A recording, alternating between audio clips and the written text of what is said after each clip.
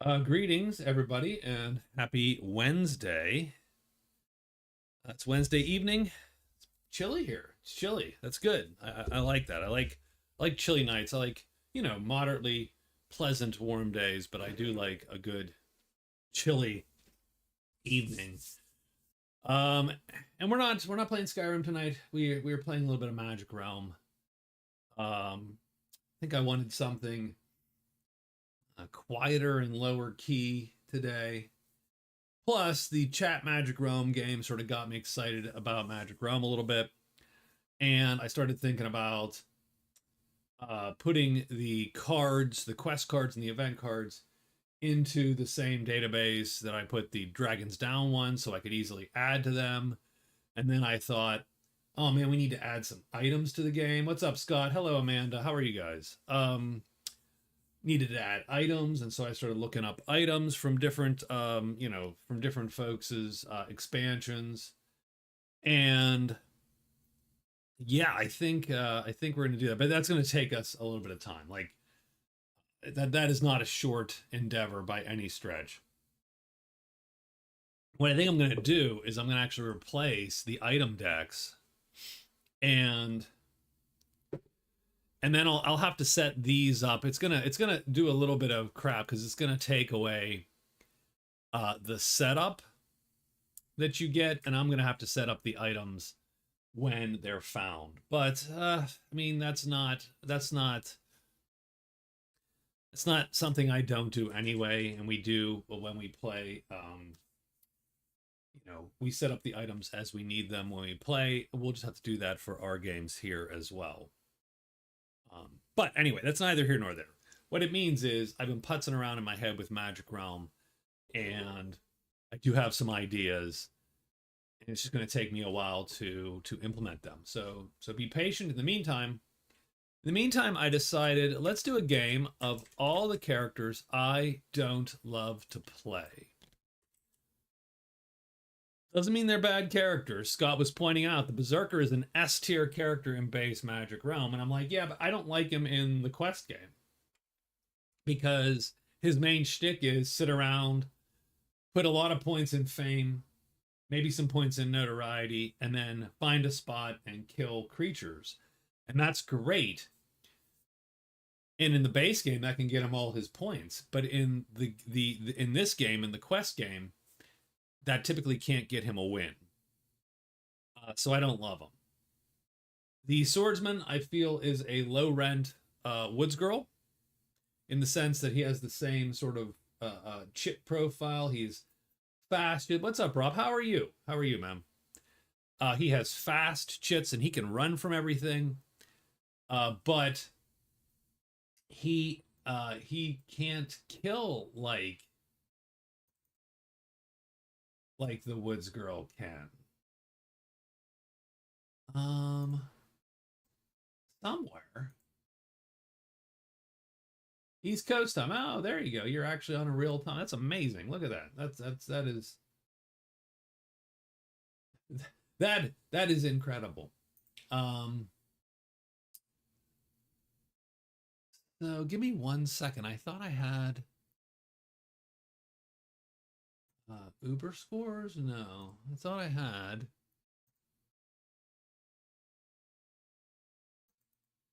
Nope. I just have no idea. No idea where my little. I had a little paragraph. Um, Showing people how to join the server. Oh, here it is. It's down below. Right, right, right.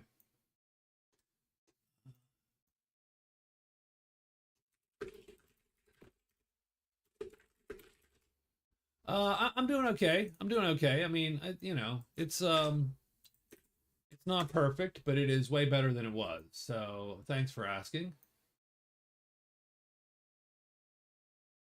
And I know server browser has not worked for people. I don't know why that is. Like, um, when I go to server browser, I see a ton of servers.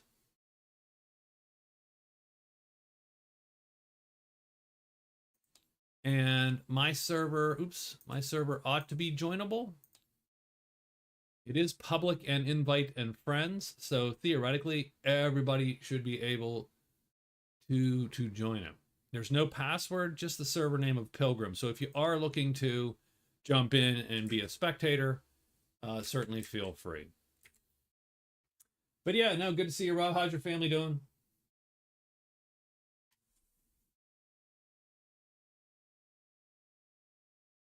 And so yeah, so the Berzerker, not my favorite. The Swordsman I don't love because, like I said, I feel he can run from a lot of stuff, and that's great.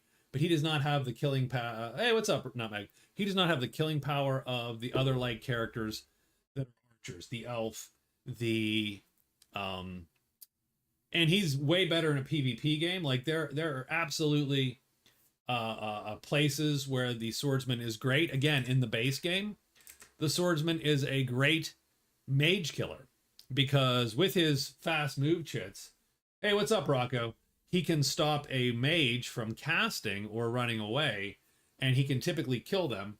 And because of his ability to move when he wants to move, he can often evade other players or jump them, right? Getting the choice to act first in a day can be very powerful if you're trying to stop someone from moving.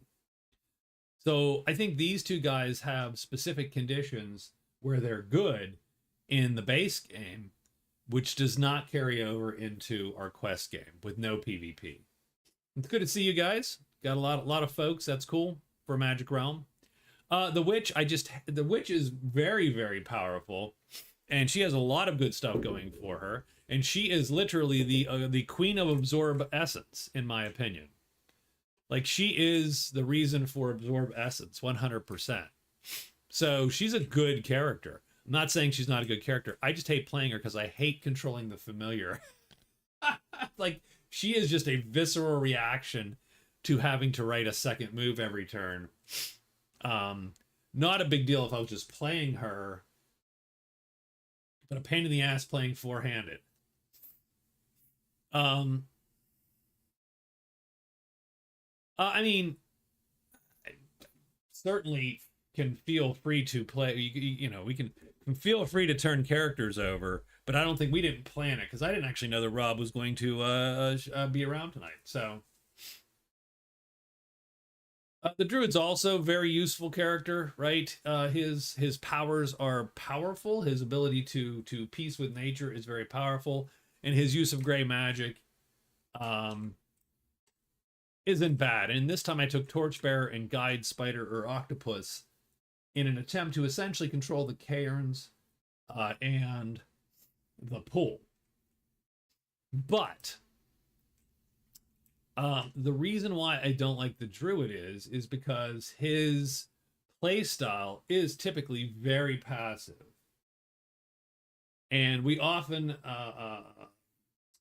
suggest the Druid to people that say are going to play a caster for the first time or are new to the game, because the Druid, if left alone, can sort of just wander the board, find his stuff, and be very, very quiet and content. Now, strangely enough, these characters, all four of them start at the inn. Also a reason why I don't like them. I think at some point I'm going to variant starting locations for everybody, but we'll that's a slightly later date. So we got our four characters. Let's get some moves written for these guys for day one. So the Berzerker's starting hand sucks and is great all at the same time. He has sudden insight and guide. So as soon as he finds a treasure site, he can find it. As soon as he goes to a secret path or passage, he can find it without a roll. Super powerful cards. But there's no points in his hand. He has bridge magic. He has a single point in his hand. Now, the funny part is, he got rid of Ghost Hunter, because I'm like, the ghosts aren't a great fight for the Berzerker, and I don't actually want to deal with the ghosts as the Berzerker right now. So instead, I got rid of Ghost Hunter, and I drew bridge magic, and look where the three bridges are that he could cross immediately. There's a bridge here. There's a bridge here. Every other bridge is sort of separated a fair bit, and there's a bridge with the ghosts. So ironically, the game has driven him back to the ghosts, even though so I think his first move is going to be probably to hire a guy. So I think what we're going to do is we are going to I think we trade, and then I do think we hide. I do think we trade, and I do think we do 2 higher phases and hope to get 2 guys. Now, the 3 events are king soldiers, so you can turn a weapon into here or a magic item, or you can kill a bashkar, a lancer, or a woodfolk, or a rogue. Obviously, we're not going to kill a rogue because they're our buddies.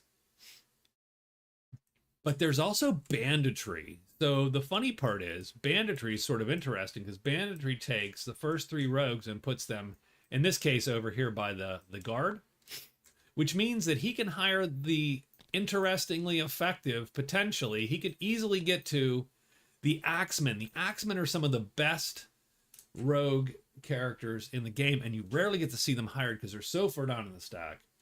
So we're definitely going to hire 2.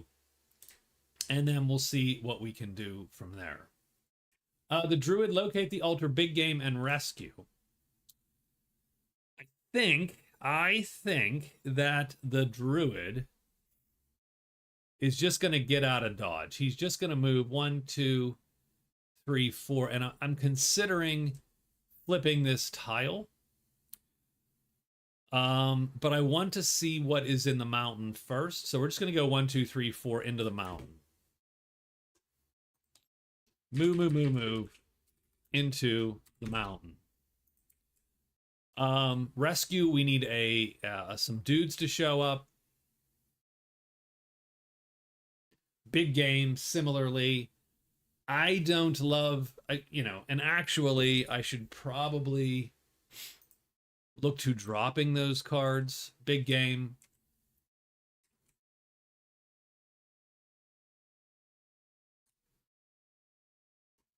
Yeah, big game is bad for the Druid. It's not a great for the Druid. Rescue's better because he can hide and discover. Yeah, I'm gonna say he drops this before because he does. You have the ability to drop any cards, but you have to take the second card, right? So he gets guide instead of big game. So the ability to find a passage very easily. So he's gonna drop big game. And he's gonna move into the mountains. Done. Swordsman, Ancient Scrolls, Windfall. So the Swordsman has absolute imperative almost to stay here a day.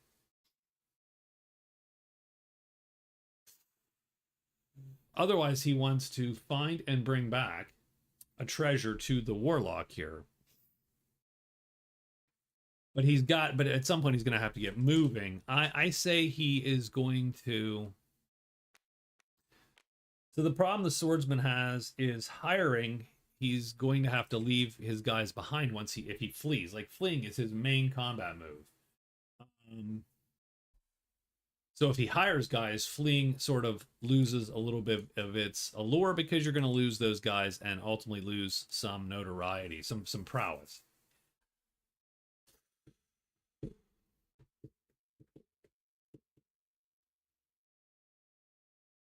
So the question is, does he hire? He's also friends with the rogues. That is one of his powers, essentially, right? Is being friends with the rogues. He wants to stay here for the day.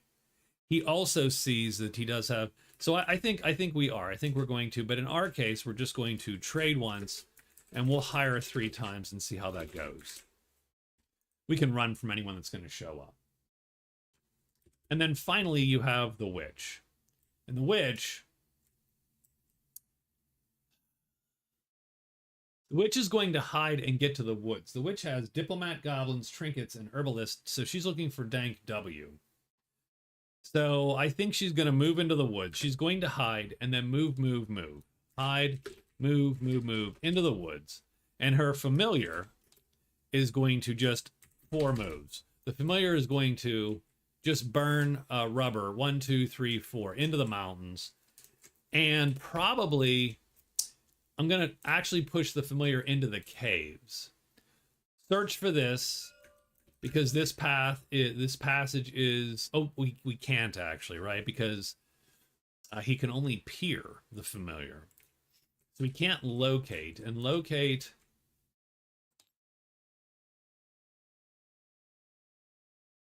It's the so that sort of sucks. But I do want to see what these are. These chits, because if they are troll chits or dragon chits, or we might right, we're looking for an absorb. Also, the witch did take, indeed, she took Torchbearer as well. So we have two characters that are looking to sort of be proto dwarves, right, with their torch. Yeah, no, it's good to see everybody. I'm very pleased. I'm gratified that Magic Realm has somehow grown a little bit, and it's not the only thing. Like Skyrim is not literally the only thing that draws people to the channel ever. So so the witch is gonna hide and get here. Her familiar will get a little bit farther than her, and that is it. Keep in mind, so if you have any suggestions in terms of a course of action for a player, for a character, feel free to jump in and kick it. We will be having another chat game here coming in the future, so we're gonna make that a reality here in at some point. God. All right, don't whine, Scott. Don't whine. Don't bitch. Don't be annoyed at the universe. I mean, you can be annoyed at the universe. The universe sucks, but all right. So everybody's written day one. Let's get day one started. We have goblins and Magic Realm face tattoo. Awesome. You got to get the big sorcerer head. You got to get the big, like the Magic Realm sorcerer head, right? Like that's the, like the but beside my Ko-Fi shill.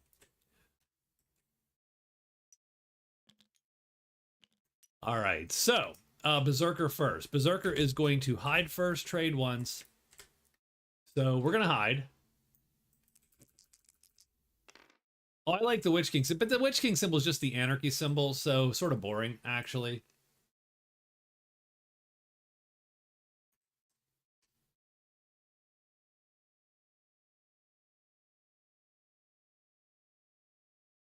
A brief summary of the game. So Magic Realm is a 1979 board game produced by Avalon Hill. It is considered one of their classics. It's considered one of the most complicated board games of all time. Now, that's not super true. There's way more complicated board games. Advanced Squad Leader. But this game does boast in the modern the modern rule book that was fan written. The original rule book's like, I don't know, 30 pages, 50 pages or something, but it was notoriously hard to read and understand. The more modern versions there's a more modern version which is like 300 pages. And there are then attempts to trim that down and make that easier. But you get one of 16 characters. The characters are all fantasy tropes like the Berzerker, the Druid, the Swordsman, and the Witch. Right? There's a ton of those. Each of them plays slightly differently. And they go and hide and search, look for treasure, kill monsters, hire natives, kill natives, right? Get cursed, and so on in the realm. You have 30 days, or, well, 28 days, I should say. You have 28 days to score the most victory points. Now, we're playing a Slade variant, so keep that in mind. Where there are also quests on the board to complete. It's a great game. It's a lot of people's grail game, as they call it. So, all right. So the Berzerker is first. The Berzerker is hidden, so he's going to hide. And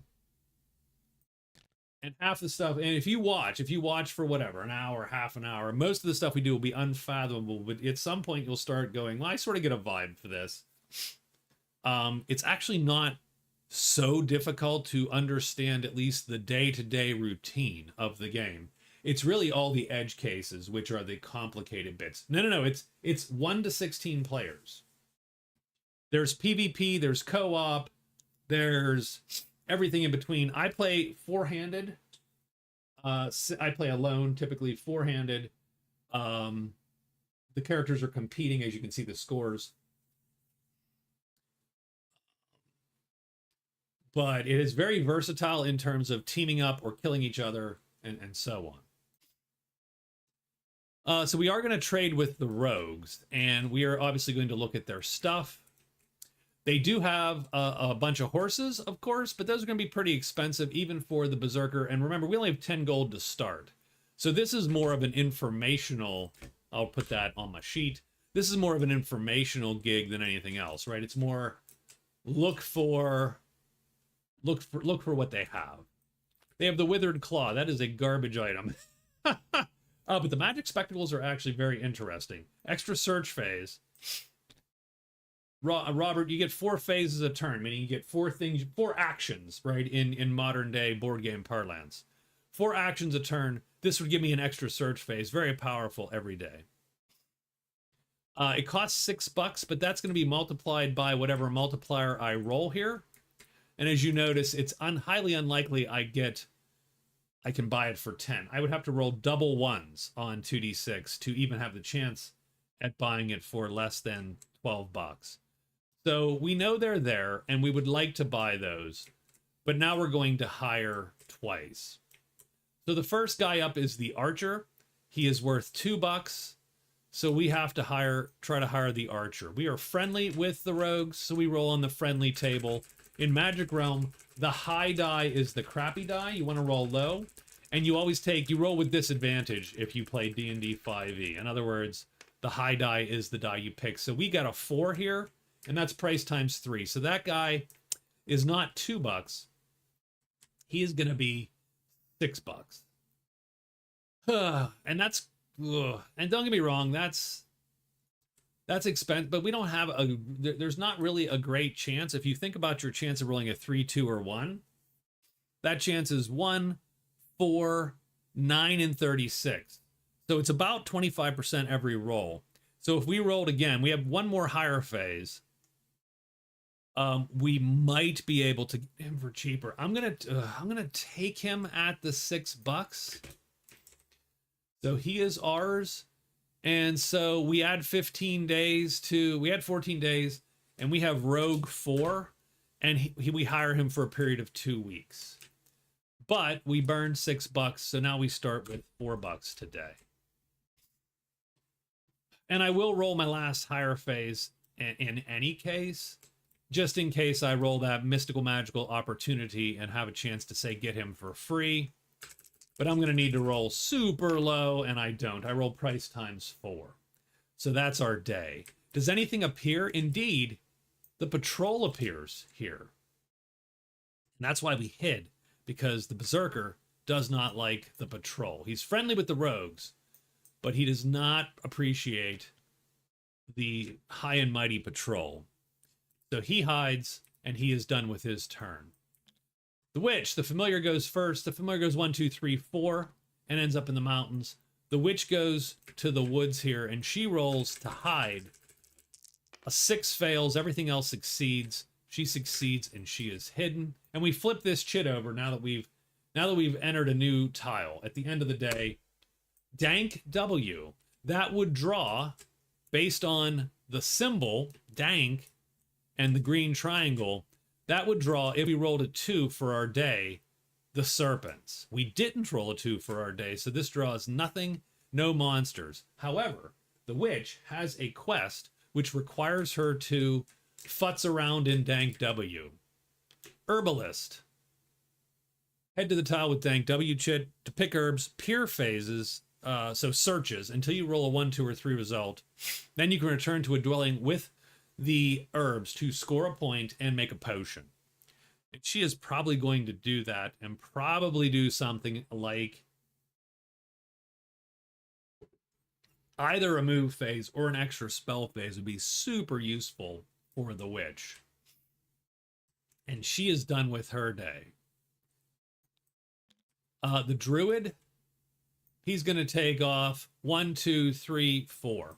The reason the Druid can just walk and not hide is because the Druid has a power called Peace with Nature, which means he only draws monsters from treasure sites, not from normal hazards. So, for instance, he would not draw vipers here, even if we rolled a 2. So we do flip these. So Smoke, that draws dragons, and Slither M, that draws serpents and dragons. But nothing for the Druid. The Druid would technically, in the game, flip these chits back over. I don't flip them back over because it allows me to then remember. Yeah. And the Swordsman can move when he wants in the day. And the Swordsman is going to trade. So he gets to see these two. Because technically, I wouldn't leave them up. The Berzerker would look at them hidden, right? But I'm like, ooh, I like that too. I am going to roll on the friendly table. We got 2 friendly indwellers here. I'm going to roll on that friendly table to see if I can get a good price on the glasses.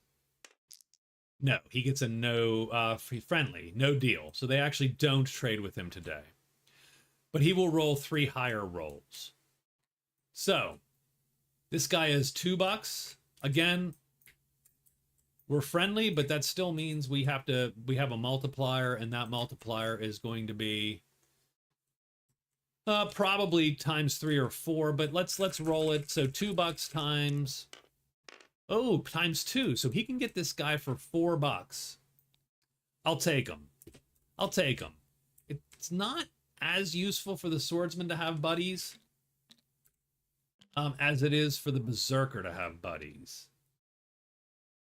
So that gives him $6. So we need to do that too. We need to update their scoreboard. So 4, and the Swordsman's going to have $6. So here's my scoreboard. You can see it down beside my head here. And there you go. So he has $6 left, and he is going to try to hire this guy. Now, this Great Axeman is really... he is 1 die on trade. You're right. So actually, he does get to roll a single die on trade. So I should re-roll that, because he is barter. He is the barter guy. It's not hire, though. It's just trade.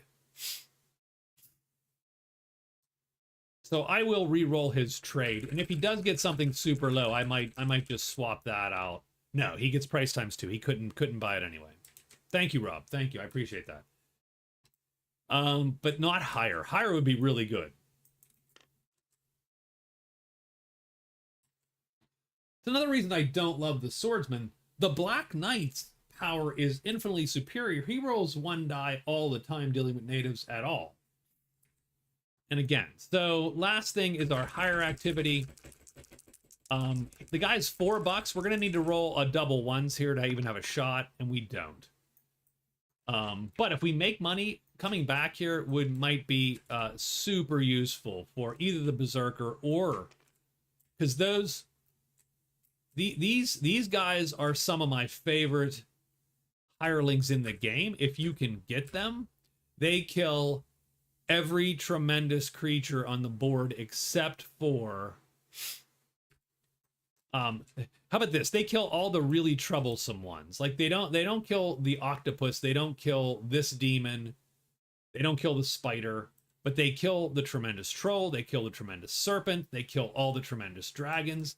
Those axemen are amazing. I don't know what they're doing hanging out at the inn. They must be drunkards, because that's the only reason I wouldn't be taking this this smoke show out on the road. Like they should just be traveling the whole time.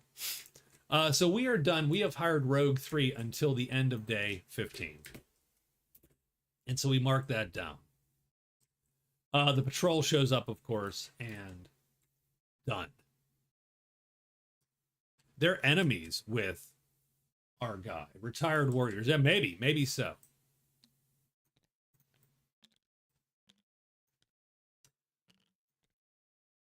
So that is our day.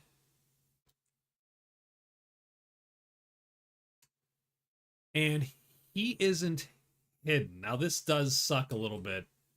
Unfortunately, so this sucks because he is enemies with our guy. He should have hid. But I thought, oh, I can run from anything, which he can. The swordsman can run from these. The patrol is actually pretty slow with their horses, right?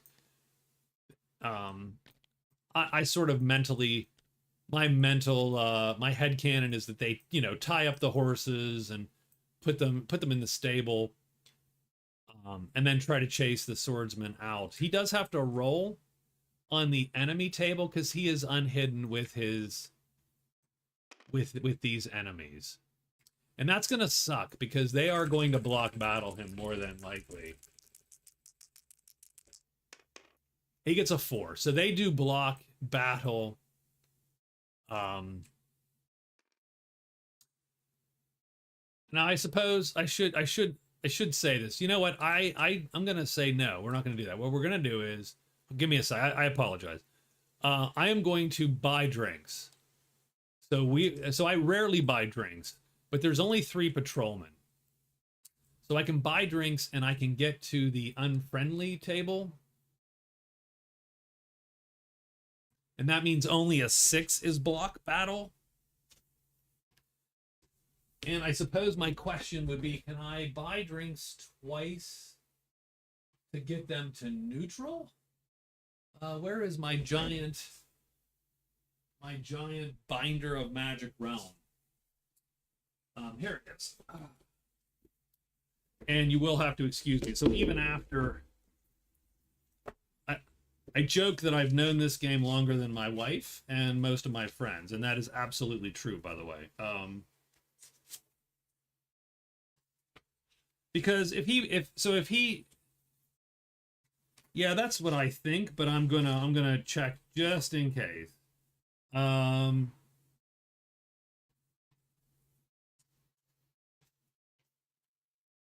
Buying drinks. 54, 44, 44. So let's look at page 44 here. Hired leaders. That is amazingly...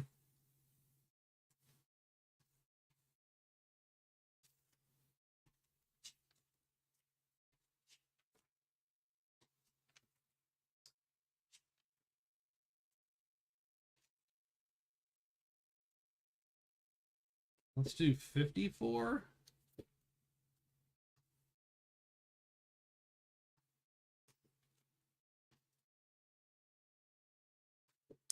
I will say that sometimes it is easier to find stuff elsewhere. Let me look at... Let's find the trade phase, and then once I don't find that, I apologize that I'm now reading the rules in front of you. Trade activity, the move activity, I should say, the hide activity, the search activity, the hire activity, the trade activity. There we go.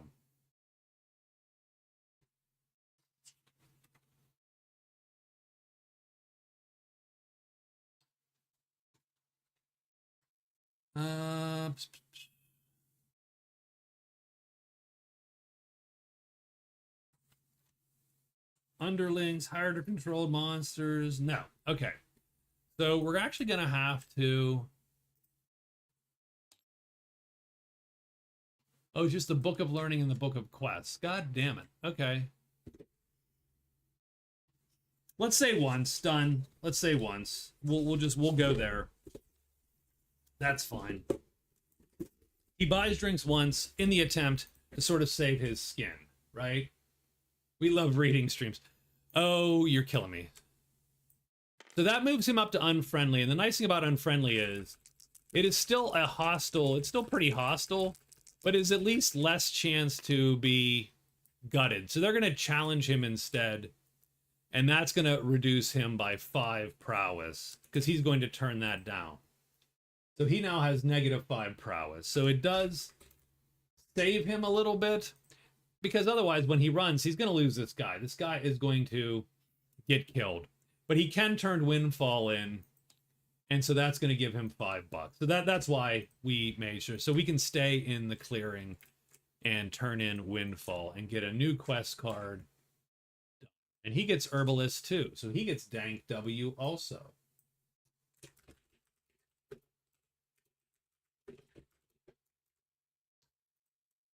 And that is the end of the day. And it is now day 2.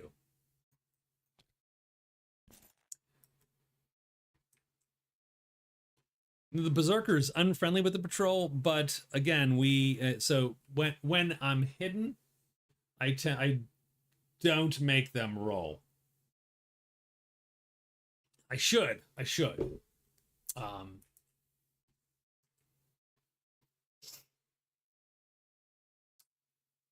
But I do not. And we're going to move out, of course, here now. So it's time to move out. The Berzerker's going to go 1, 2, 3.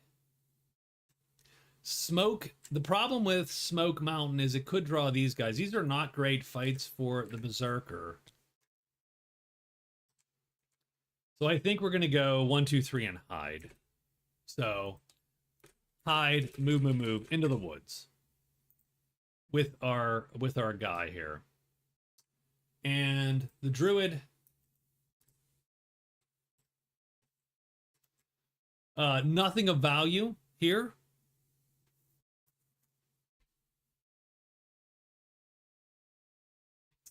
Nothing of value.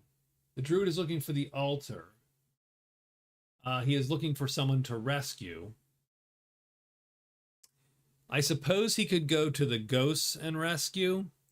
It's usually much safer if he goes to... Well, I mean, he can run from the ghosts.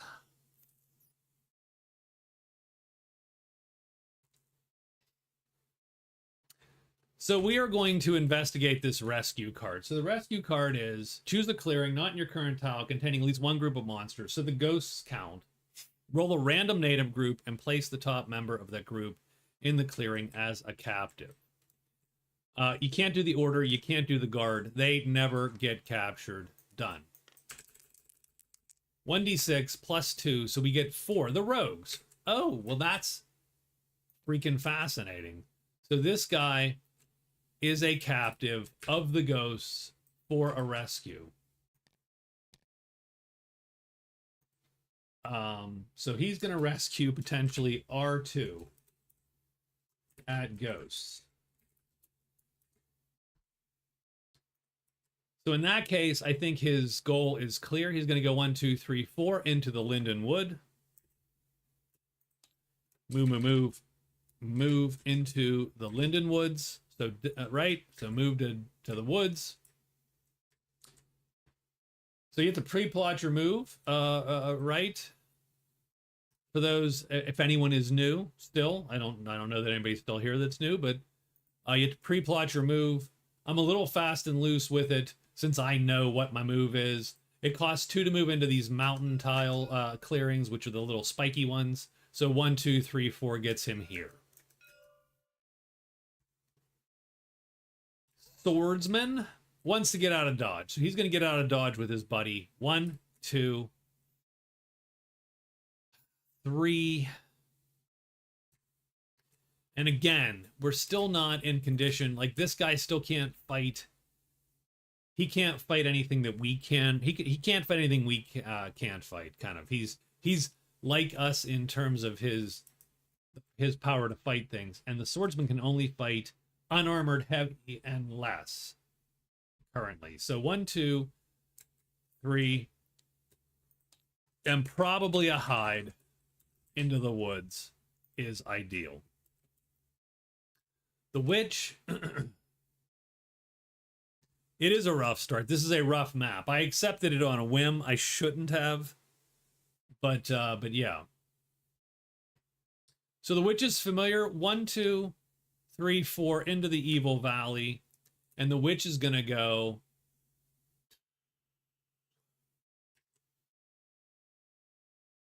Does the witch have any reason? Oh, Dank W. Okay. So yeah, so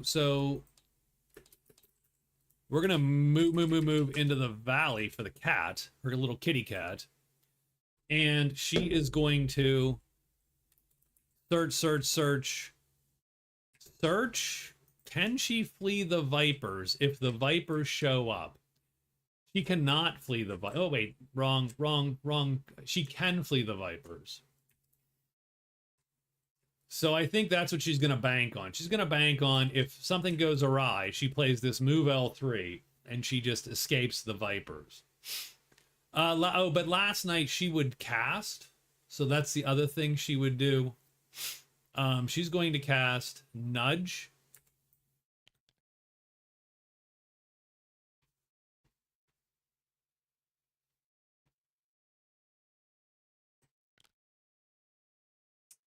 And her Nudge chit is going to be that chit.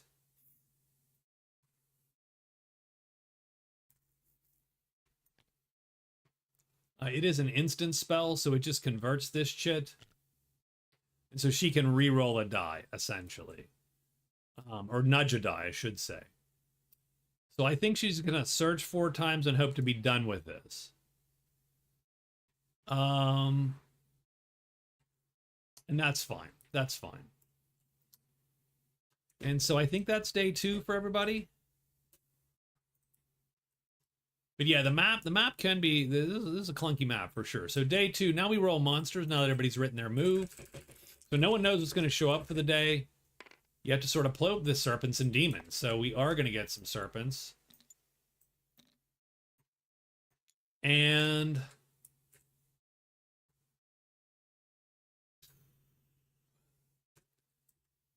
so the swordsman is hiding and moving. The swordsman is going to go first, and he is going to hide and move. And he fails to hide. And he walks right into there, and then the serpents appear on him. The vipers, I should say.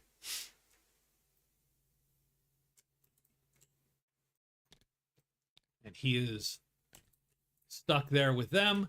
The Berzerker is going to hide and move. And he does, and he gets there.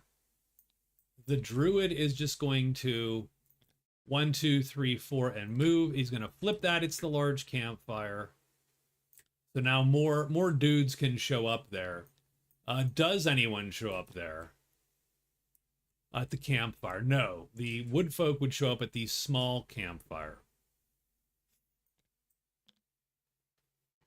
The witch is familiar, goes 1, 2, 3, 4. And the witch, who starts her day on hidden, because you always do, searches. The first thing she does is search. She's looking for a 1, 2, or 3. She gets a 5, not even worth nudging, and she is blocked, because as soon as you end a phase, she took 4 actions, but as soon as you end any one of those actions with a monster and are unhidden, you are blocked. And so everybody is sitting on top of these damn vipers, except for the Druid, who is just quietly escaped.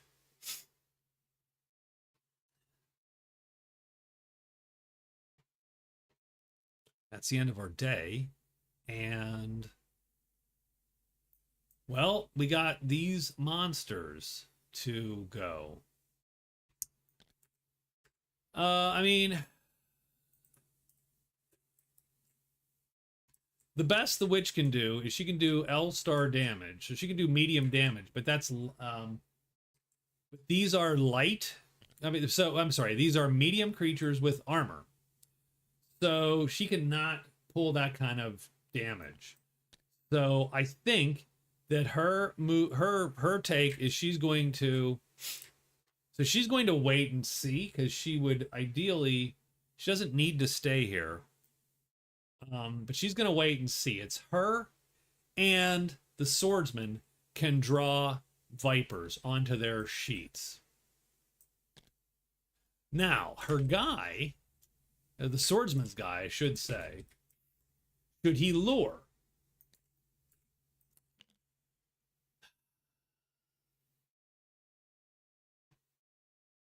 He could lure.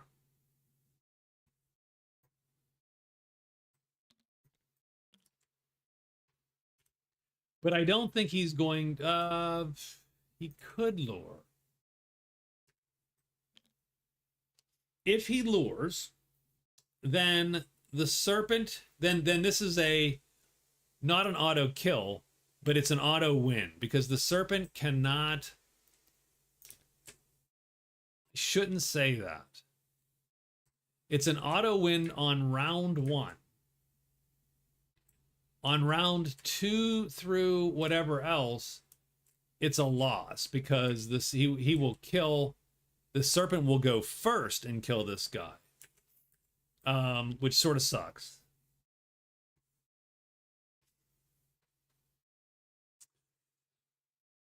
On round 1, this guy has a longer weapon, so he goes first. On round 2, the serpent's faster. The viper's faster. He'll go first. So strangely enough, not a great battle for our guy here.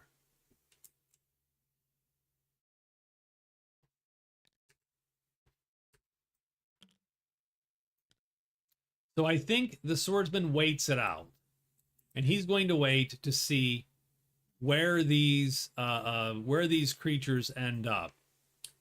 On whose sheet do they end up? 1, 2, 3, it's the swordsman. 4, 5, 6, it's going to be the witch. 4, 5, 6, they both go to the witch. So both the serpents are, as we say, on the witch's sheet, which means they are targeting the witch. So she has them on her sheet. She is going to run playing this chit, and she runs out of the clearing. That does leave these two without targets for the round. The witch moves here in between 2 and 4 because she wants to end up here and she wants to pick her herbs. The Berzerker might help. He might help. So with no target, though, the swordsman is going to ready his weapon, playing this because nothing's on his sheet. And he will attack this serpent. So he targets this serpent. The serpent is not targeting him.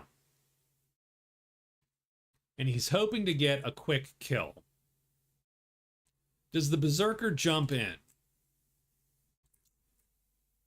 With nothing on the Berzerker's sheet at the moment, there's really no reason to... So this isn't a good fight for the Berzerker right off the bat. But...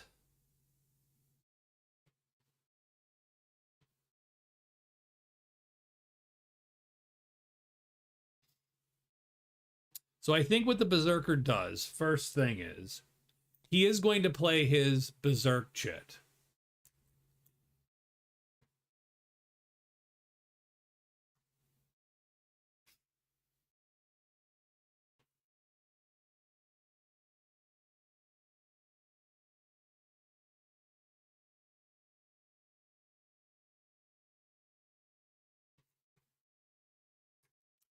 And then he's played this, and he's still allowed to play, but this means it takes tremendous damage to kill him, which these things can do.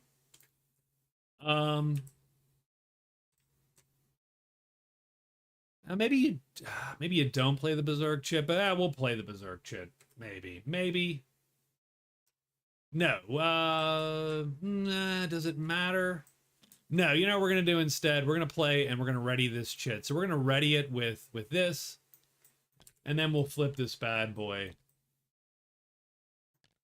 And then we will attack the second unassigned serpent.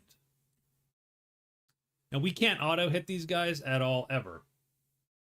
Yeah, it doesn't playing defensively doesn't help us. So, all right, we got 2 guys attacking 2 snakes here, and 1 or a 4, and the Berzerker rolls a 3.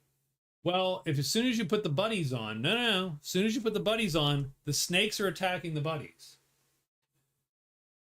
The Berzerker's hidden. He's not even gonna do. He wouldn't do that at all. Like he's gonna attack himself. Because this guy can't. But as soon as you put the buddies on and deploy, then they are on their sheet. They are going to be attacked that round, absolutely 100%. A native can never attack and not be attacked back.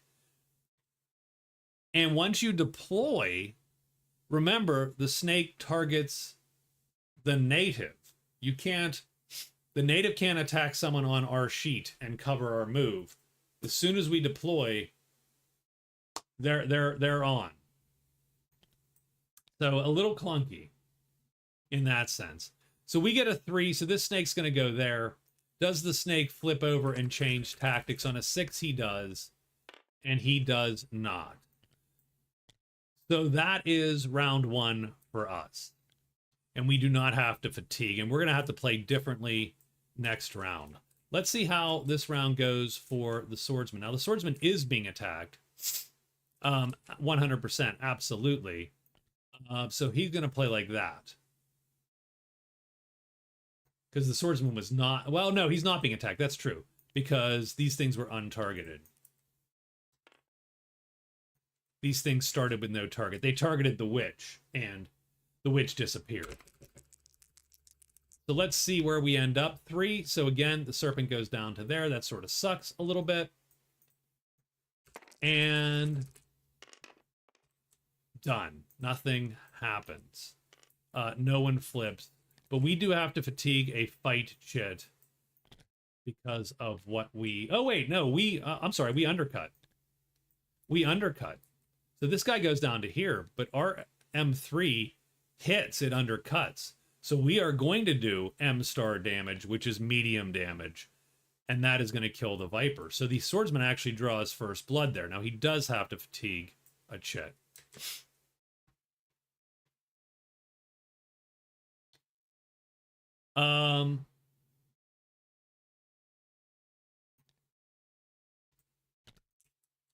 So now, I believe the snakes re-roll to see who they target, since they had no target last time.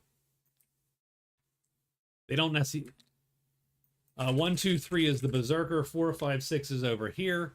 The guy targets us. Now, our weapon does flip over.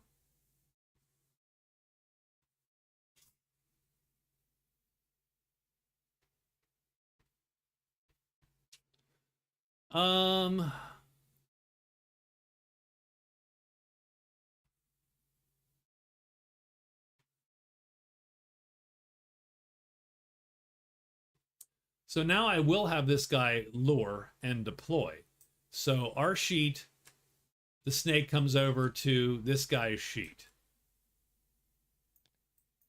So technically he's the target, right?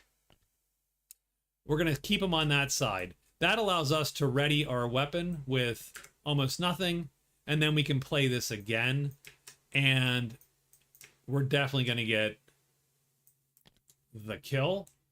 And the Berzerker could try, but he's never going to be faster than the swordsman, so he actually knows to hang it up.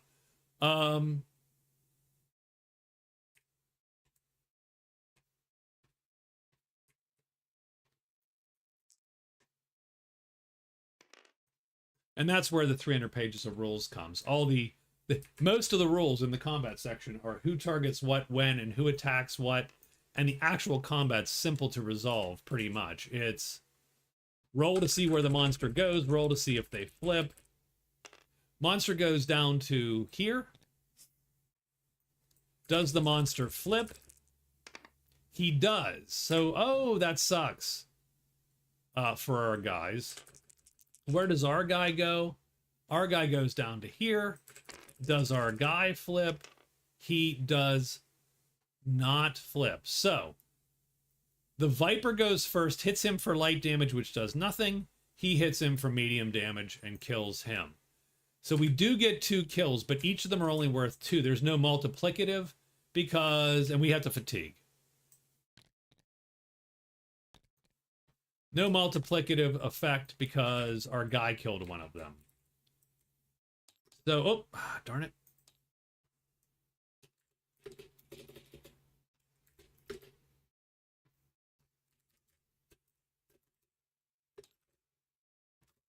So we kill 2 Viper, and that's worth 4 prowess, and that almost makes up for our insult that we suffered at the hands of the patrol.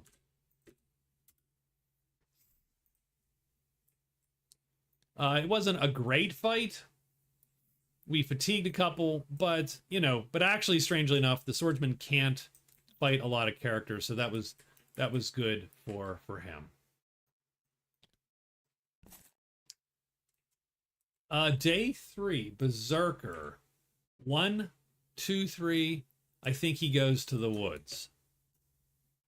So move into the woods. It's an easy day for him. The Druid.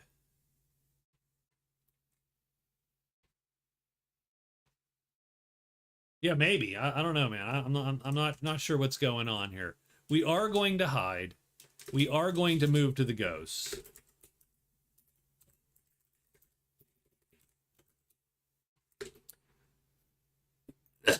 We are going to search twice.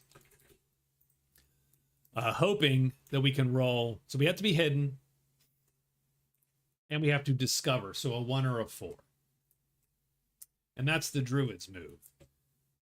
The Swordsman.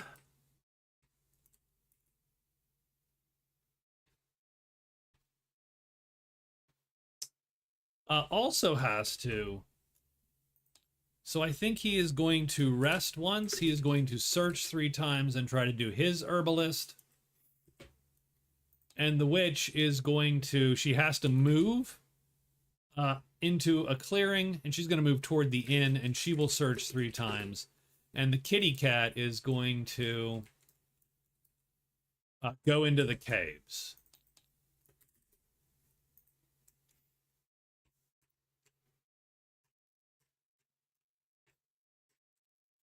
So it's day 3. The vipers are dead until the end of the week. And we get serpents and demons again, but obviously none of those are going to appear for the woods, because those guys are dead. Swordsman will just go. I think he rests one time. And he is going to search. He's looking for a 1, 2, or 3 on these rolls. He gets 3 shots at it. And he does. So we're going to flip this over on its side to show that we have collected the herbs. And he is done. Swordsman is done. The Druid hides. He rolls 1 die to hide. He fails and walks into the ghost.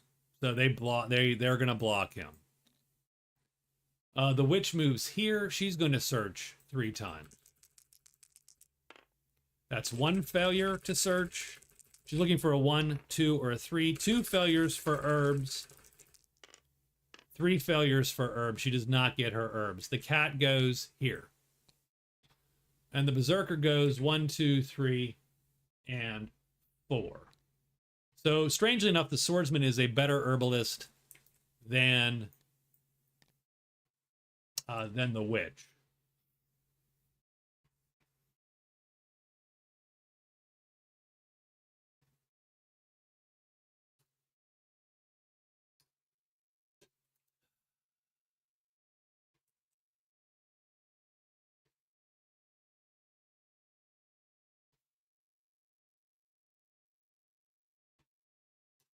So the Berzerker is going to hide and then move into the ledges. He's going to try to get this bridge magic done. So he's going to move up here first. This is going to be the hardest one to deal with. Let's see what's here before anything else. The Druid. At the end of the day, the Druid has to fight, but he can just play this to flee. So he plays to flee. So he's actually here in between. The Druid is going to move to the campfire. He is going to hide. He is going to move back to the ghosts. He is going to search to try to enact the rescue. Done. The Swordsman is going to rest and then move back to the rest and move into the valley. He's not going to move back to the inn because he does not want to face the patrol again. Yet. Um,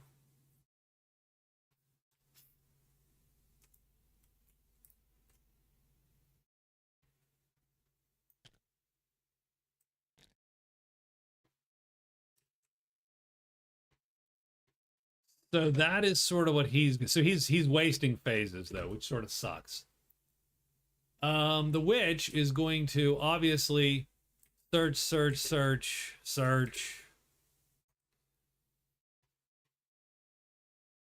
She does not care one way or the other for the patrol.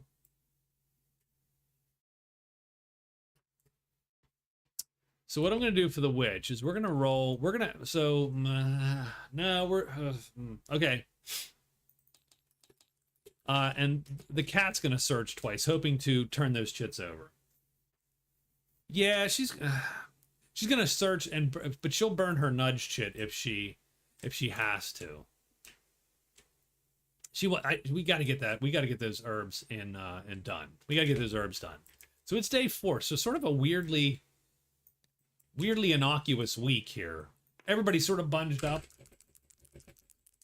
Little annoying. This is a bad board. I should not have drawn this board. Okay. So spiders and imps. Druid is first. I think the swordsman just goes and does his thing. We're just going to let him do his thing. So he rests 1, moves into the valley. He's done. The druid is going to move. The druid is going to hide. He does hide, move into here, and then he's going to do a search phase, which is largely, can he sneak in and untie the dude? He does so on a 4 or a 1. Double ones.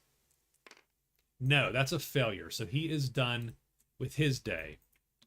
The witch, the kitty moves, searches twice. We're looking for a 5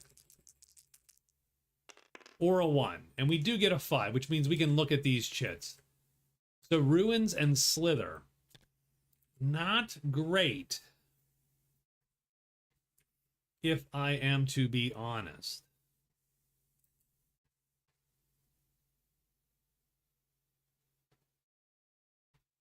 Not what we wanted to see. The witch is going to search 4 times. She's looking for a 3, 2, or 1, or even a 4, 3, 2, or 1. So that's a fail, 1 fail. That's potentially a success. She's going to burn her nudge chit, reduce this by 1. So that's what the nudge chit does. So the nudge chit reverts and fatigues. Done. And she also finds her herbs, and she is done with her day. The Berzerker goes here, and he is hiding, and he does. And what is here? Altar in 1, and ruins, bats. So the altar's interesting to somebody, the druid. So that's good to know. And it's not that hard to get to, for the mages at least.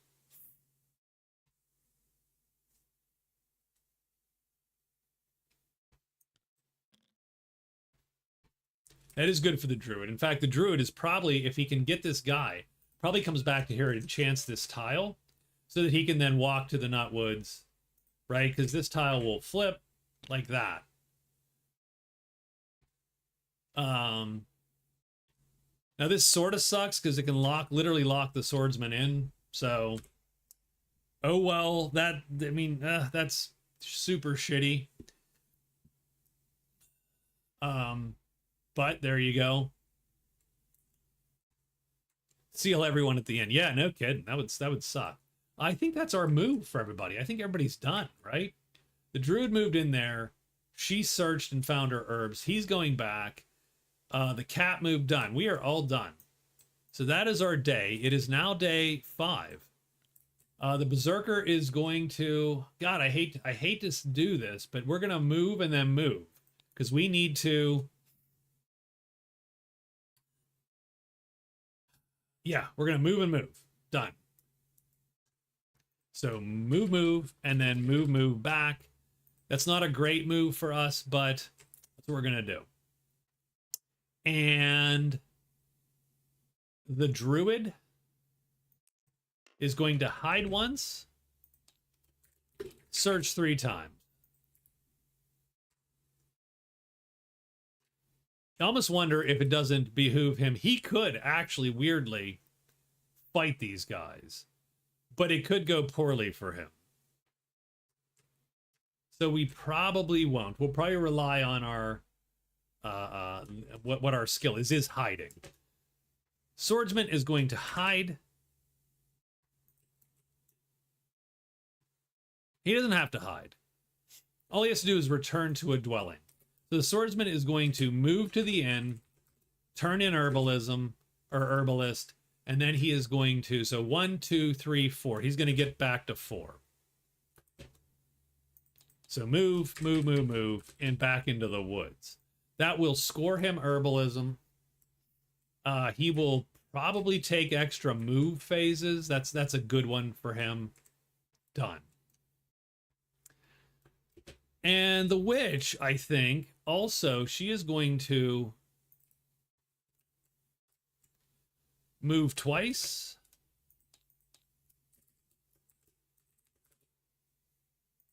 And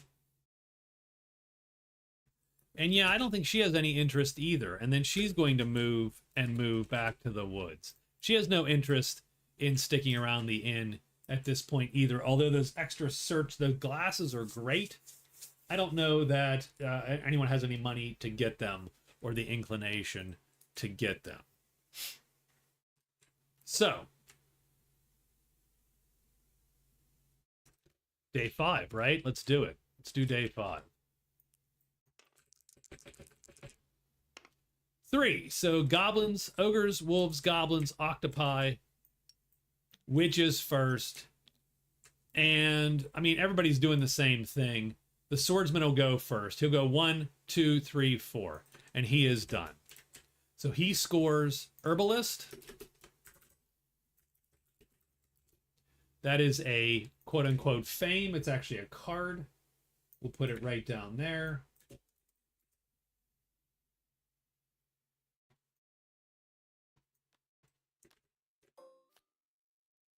We do discard this and draw another.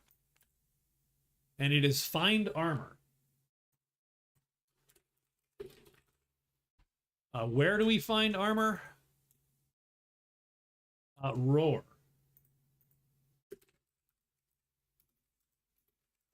That's not a point. That is just, you get armor.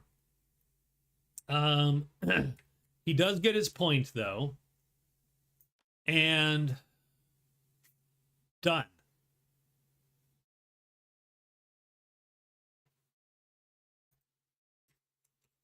The witch goes. She's going to go 1, 2, 3, 4. Same sort of deal, really.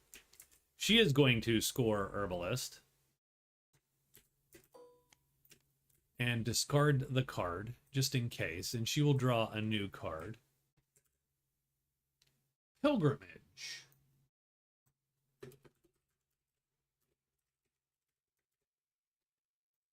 And let's, so we're going to also, here, let's flip these here a little bit. And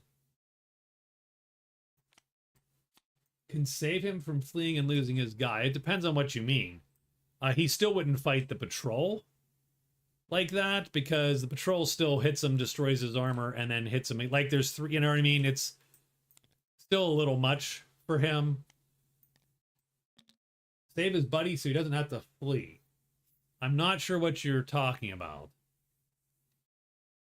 I mean, a combat he can't win, like against a single hit, yes. So it means he can take a hit, whereas he couldn't take a hit before. It doesn't necessarily save him from a combat that is just a total lost cause. So we're going to make some chits here. So yeah, certain fights, sure. And for the witch, this is going to be extra spell phase. So we're going to do power powder. And hopefully that is enough. Oops. Oh, crap. Okay. Hopefully that's enough for us to understand what that card is. we're going to get extra move. And actually, let's do this. We'll do...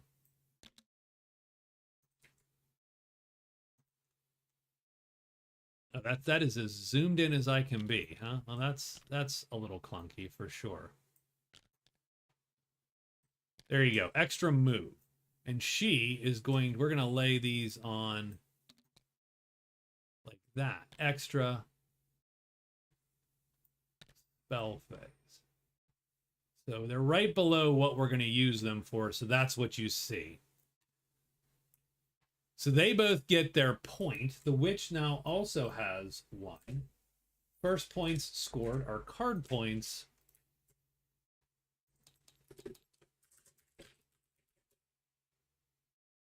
She has a point. She still has 10 gold. Done. And she has pilgrimage. Pilgrimages get to the chapel, altar, shrine, or monastery. 2 of them, you get a point. You could visit 3. And if you visit 3, if you hold the card and visit 3, you can actually get a type 1 spell. So that could be useful. Druid is hiding. He's good at hiding, and he does hide, and he's going to now try to free his guy. He looks for an opening to free his man 3 times, and he succeeds.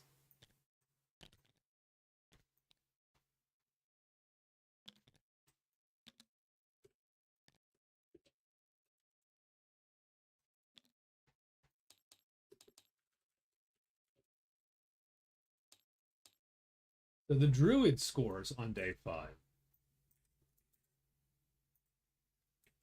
Now, interestingly, the Druid could return the guy back to his own place, and he could then get 10 gold and a level of relation with the rogues. Maybe? Maybe that's what he does. Or he just uses this guy to go on a mini rampage. So he is hidden in there. He's rescued his dude. He does get another card. Let's erase that card for now. What card is he going to draw? Take cover. So he can be hidden at any time.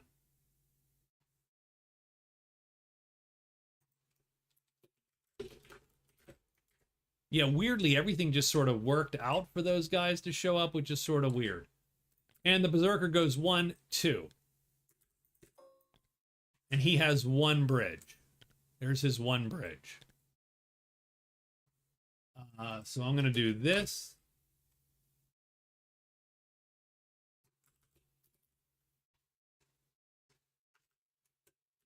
He has 1 of 3 bridges done.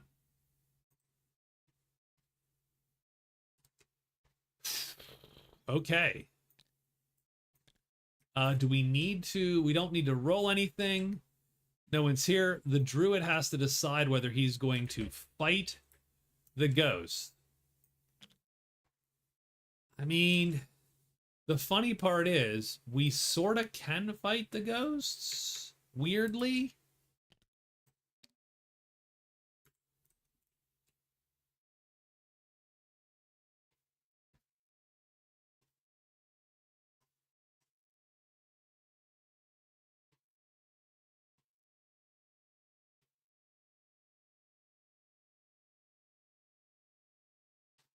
It's not great. It's not super ideal, but we can fight them.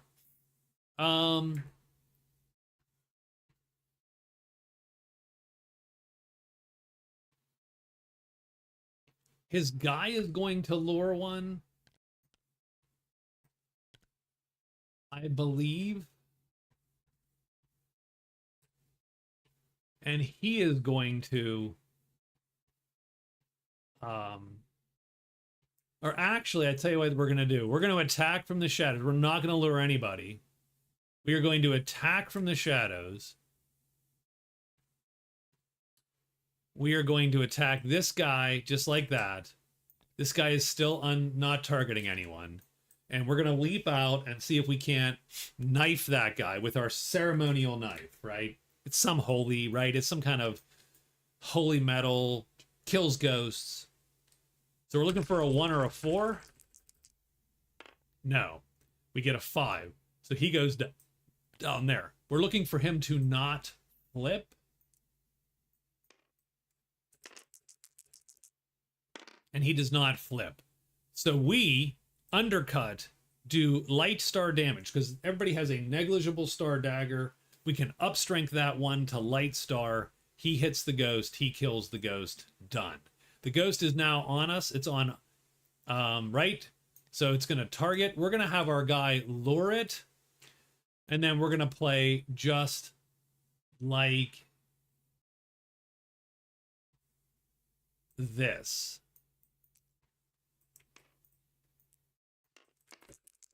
Where does the ghost go? He stays in the top box. Does he flip? He does not flip. So, this attack goes first. It is a 3 times, so fast.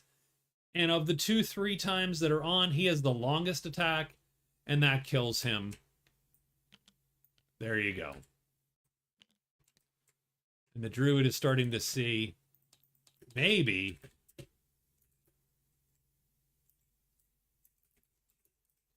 he gets 4 prowess. And the Druid is actually weirdly leading prowess, I believe. But I do wait to score until 10 just because that changes hands so quickly this early. There's not much point.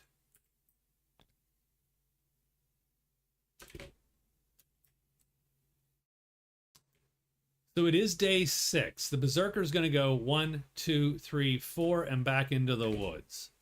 So move into the woods, but he's going to cross another bridge. So he's going to go 1, 2, 3, and 4. That'll cross bridge number 2 and put him in position to cross bridge number 3.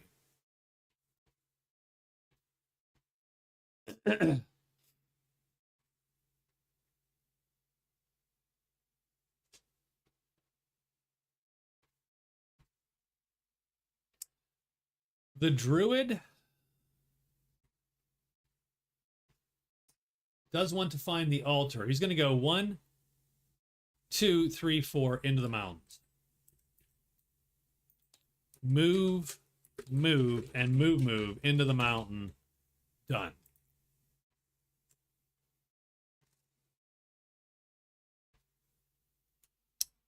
Swordsman, 1, 2, 3, and 4 into the woods.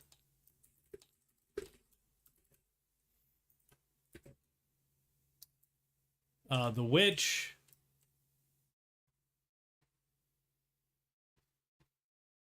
What's she trying to do? Pilgrimage, chapel, and altar. She needs to find the altar as well now. The chapel is here through the deep woods. So it looks like, okay. So it looks to me like the witch is going to move to 4. She is going to use an extra spell phase by eating one of her chiclets here.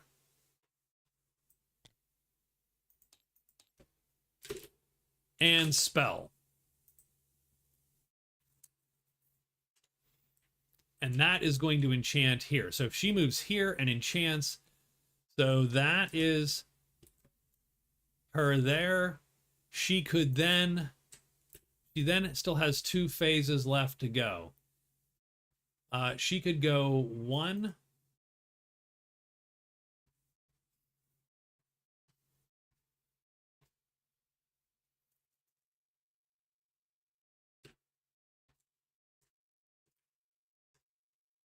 She cannot flee from bats, though. So she can't risk a bat without being hidden. So she's going to go 1. Free phase, 2 to flip it, 3 goes to here, and I hate to say it, she is going to then rest.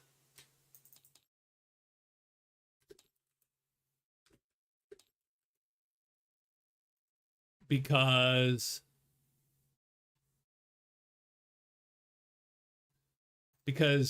both of these, because strangely enough, so the funny part is, She can't go here because the bats could stop her from running.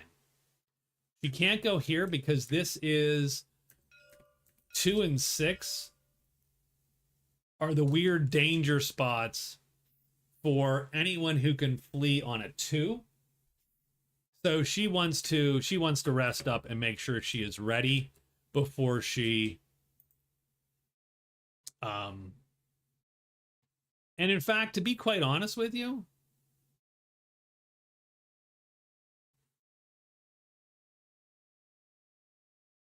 no, I think that's good. I think that's about where we're at. Okay. Yeah, she does need to rest up. I agree with that, Rob. I agree. She is. That took a bit out of her, strangely enough. We're going to go 1, 2, and 3 on this day, but we need to roll a monster roll first for day 6. And it's dragon, so we have a whole new set of things going on. Does the swordsman want to go first? Yeah, he's going to go 1, 2, 3, and 4. He is done. The berserker, 1, 2, 3, 4. He is done. And he gets another bridge. The witch goes 1. Fatigues one of her grays to enchant. She pairs these 2 chits. This one and this one, but this one's the one that gets fatigued. This tile flips. And now there's gold magic in every clearing. That's good for her to cast Nudge, by the way. She then goes here, and then she is going to rest. And she is going to rest this chit, indeed, in preparation of casting Nudge. And she is done with her day. And the druid is going to go 1, 2, 3, 4, I believe. Yeah.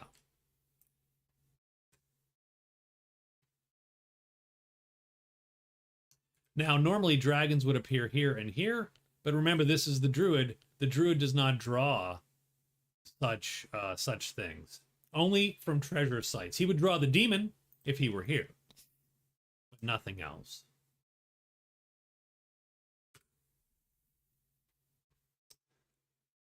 And that is day 6. We are almost to day 7.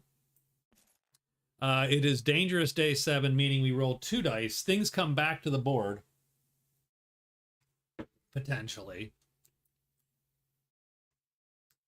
Beginning, and keep in mind, the ghosts are going to be prowling. The ghosts always return. So the ghosts are going to be back here. The Berzerker is going to know that. What's he going to do?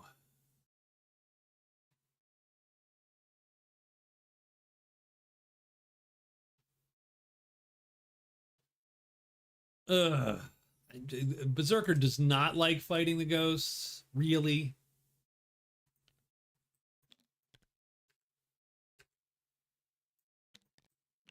He certainly can fight the ghosts.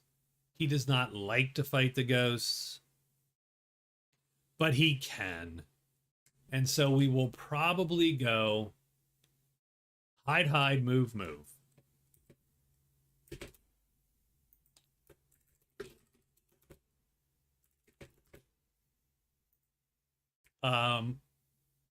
Right, so he's going to hide twice, move 1, 2 down to here, done. That's going to be his move. The druid, loving his luck. 1, 2, 3, and 4 maybe. Although, why risk? That's one where you go, I don't know, maybe he shouldn't risk the drawing that demon in the altar. Although the altar, interestingly, that's a good fight for his guy. His guy is great at that. So you know what? We're going to go 1, 2, 3, 4. I think we just go for it. I think we run to that dead adventurer. Do we?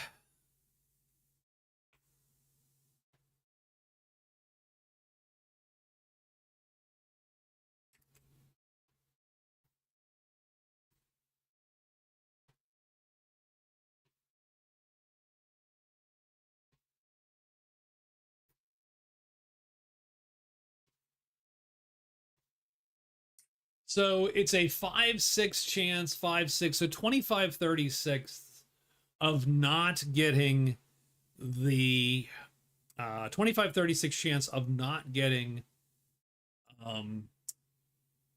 the altar to pop when the druid walks in there. That's a reasonably good chance, right?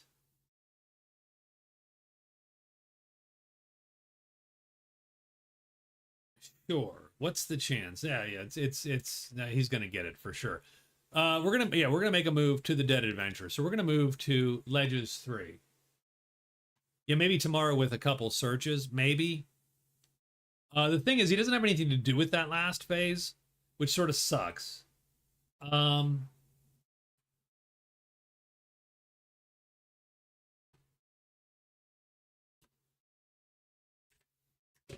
Yeah, I say we do it. I say we move, and we're gonna move to Ledges 3.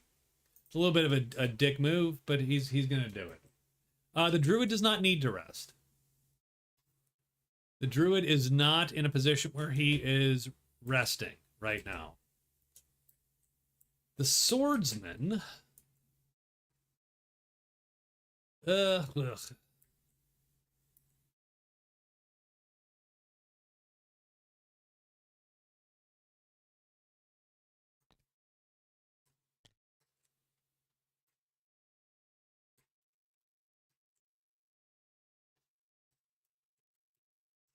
What is the swordsman trying to do? Swordsman has rested up as well. He's got extra move phases.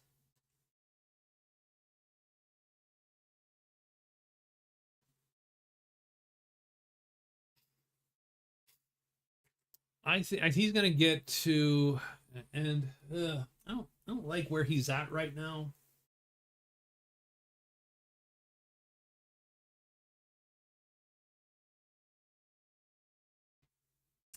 But that's okay. I say we go 1, 2, 3. We're gonna hide and move into the ledges ourselves. Yeah, we're gonna end up. I want to check here, and I want to check here, hoping to find, strangely enough, a roar chit. Because if I do find that piece of armor, I can turn it into the soldiers for a point. So I'm going to make the run to here. So Ledges 5 is where the swordsman ends up.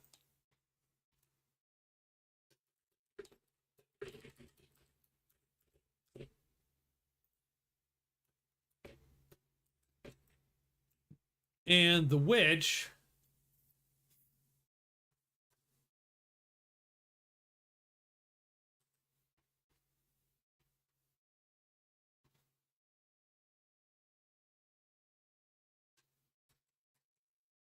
is going to rest. She's going to rest all of her chits. She's going to extra spell X, and she's going to spell to get some of that color back. So she's just going to sit for a day, and she is going to use another potion today. Done.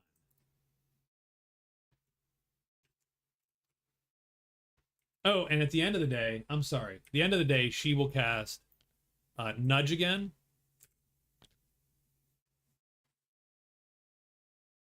So she won't end up with all of her chits back. She will end up with 3 of her chits back, but the nudge in play. So day 7, creatures coming back. Really, it's only a 2 that is bad for our heroes, and we get a 6 and a 3. So nothing returns.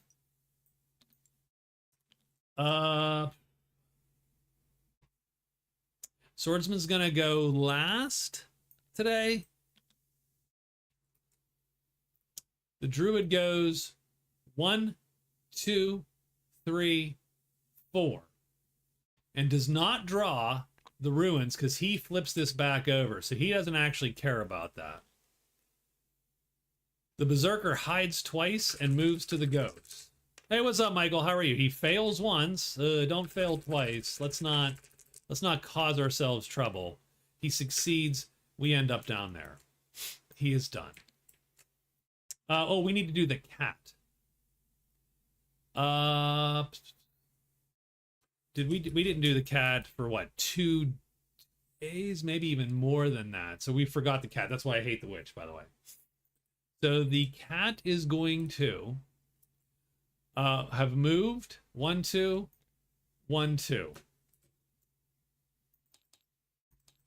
So move, and move. And now it will search. So the cat's going to roll twice before anything else to do his... he needs a 5 to successfully peer and tell the witch. So the lost city is there.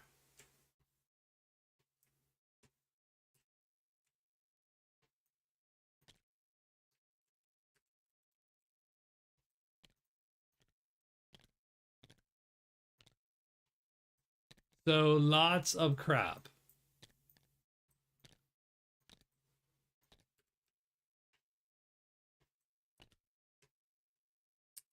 So that's great. That's a good place for the witch to go.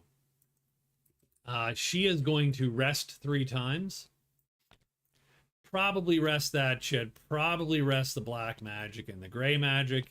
And then flip one of these. Torchbearers. Yeah, done. And she is done, and she has a nudge shit ready. No choice to change your job. Good day and bad day. I hope not too bad, Lost City. Well, no, have no choice but to change your job. That's sad to hear. We are hiding and ending up here. So let's see if we hide. We do. We end up in here. The bat shows up. We do get a bat. And it appears on us. So that ends the movement portion of our day 7. Now we have battles.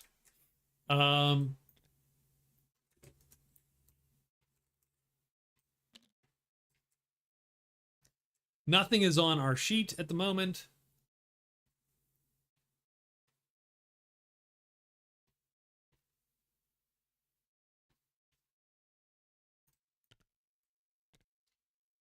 Sure, we'll take a shot. Doesn't matter what we play at the right now. We're going to take a shot at this thing with our axe. If we roll a 1 or a 4, we're going to kill it. We do not. So we're going to miss it. Does it flip or not? No, it does not flip. So we miss it. It doesn't flip. Now we have to make a call here. And are we going to lure? I think we lure with our guy. Our guy has a good chance of killing the ghost. Our weapon is now readied. And so really all we have to do is we have to play this H4. Now this is the clunky part. We kill it if it lines up, and if it doesn't line up, it doesn't hit us. With the caveat that if it flips, it can hit us. And actually, we're going to go like... I'm going to play like this. I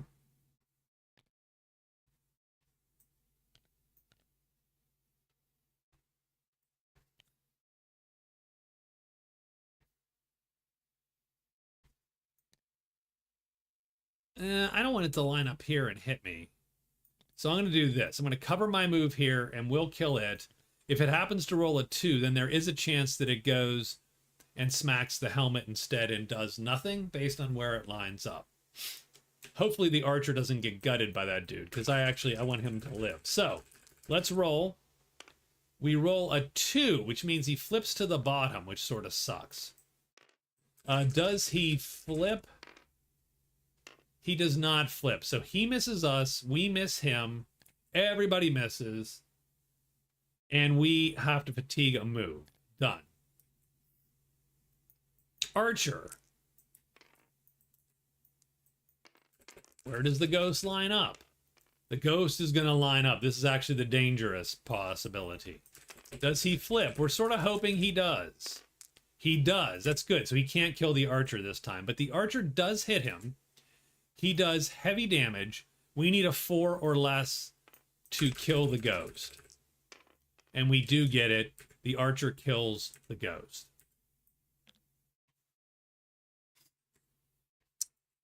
So now the archer is going to lure the second guy. And then we will just...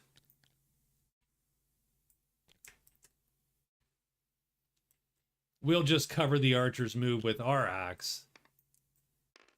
In case the archer doesn't kill this guy. And on this side, he can't damage the archer at all. So, where are we lining up? 6, so we go down to the bottom.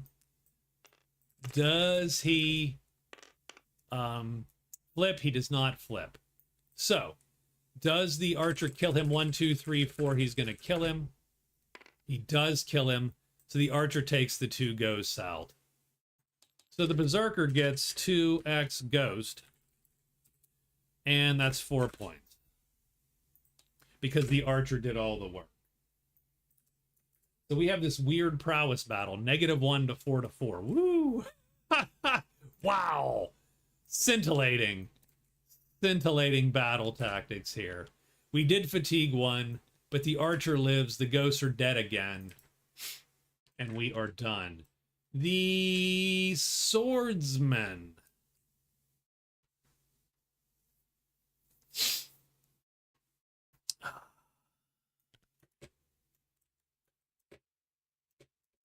Let's take a quick look at the Swordsman. I cannot auto hit this guy and generate enough damage to kill him.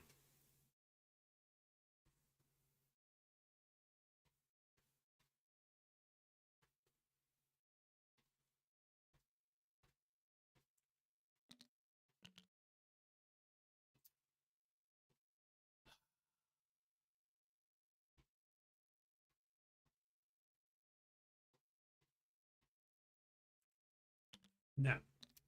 I think we wait for round 2. I mean, we can ready our weapon. It doesn't really matter. We can wait for round 2 and play this fight. Or we'll just play this fight. Done. And if we line up, we'll kill the single bat. If we don't line up, the combat ends because nothing has happened in 2 rounds. So this is sort of a weird cheat. And he does line up, and so we do hit the bat.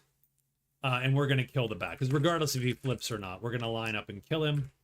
And we do. And so the swordsman gets another 3 prowess by dispatching a bat. Putting him in the positive. Woohoo!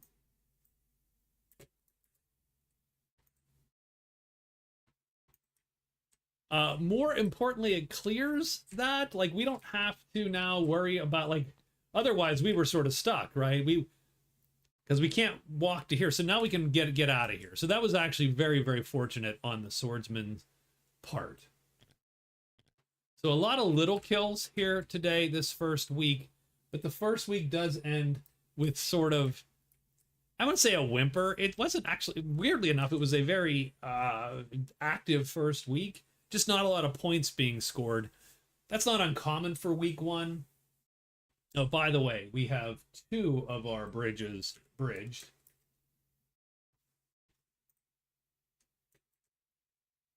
Oh, I have no idea what we did there.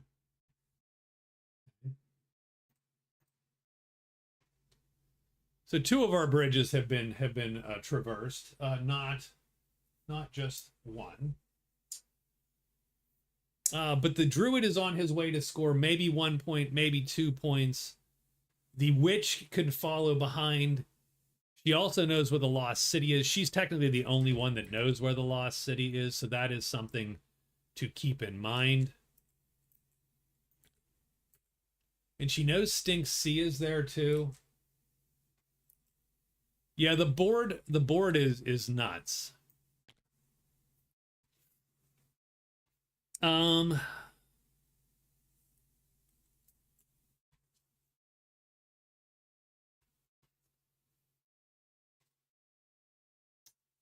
Yeah, I definitely think she would make her way to the borderland probably, but she has other plays. I mean, but the question is, do you try to beat she needs to find the so the problem is she needs to find the altar. He could find the dead adventurer. So she has a lot of stuff going on too. Because if she finds the altar and then the chapel, and then gets to the chapel, she's gonna score a pilgrimage. So very interesting. I don't know that it doesn't behoove us to check the ruins also, just because. Um, so there's a lot of bits going on with the witch. So here's what we're gonna do. We are gonna take, if you don't, well, so here's what we're gonna do. First thing we're gonna do is, so all these stay. We are going to shuffle and draw 3 more. Oh god, they're hirelings. So it looks like we have 2 hirelings, the dwarf and the cook. Remember, I reduce these costs because typically I don't want to hire the. I almost never hire these guys. Monastery's not out. It's a card. We do have the fairy ring in the woods. The fairy ring is 3. So deep woods 3. Search, fairy ring. We got a cook and we got a dwarf. So let's put the fairy ring in deep woods 3. So that's interesting because now everybody can shoot for that because our 2 mages.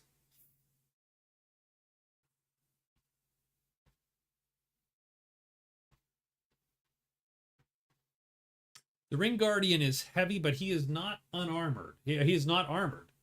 So even the swordsman can possibly kill him. But he's fast. Or I should say not super fast, but he's so we do have the fairy ring. Now, where do these guys show up? The cook is in the inn. Cook's an extra rest phase, and the dwarf pathfinder allows you to use secret passages without finding them. And he is at the guard. Done and done. $5 to hire. I don't need to put those cards out. What we're gonna do now, though, is I'm gonna take a break. Gonna take a break.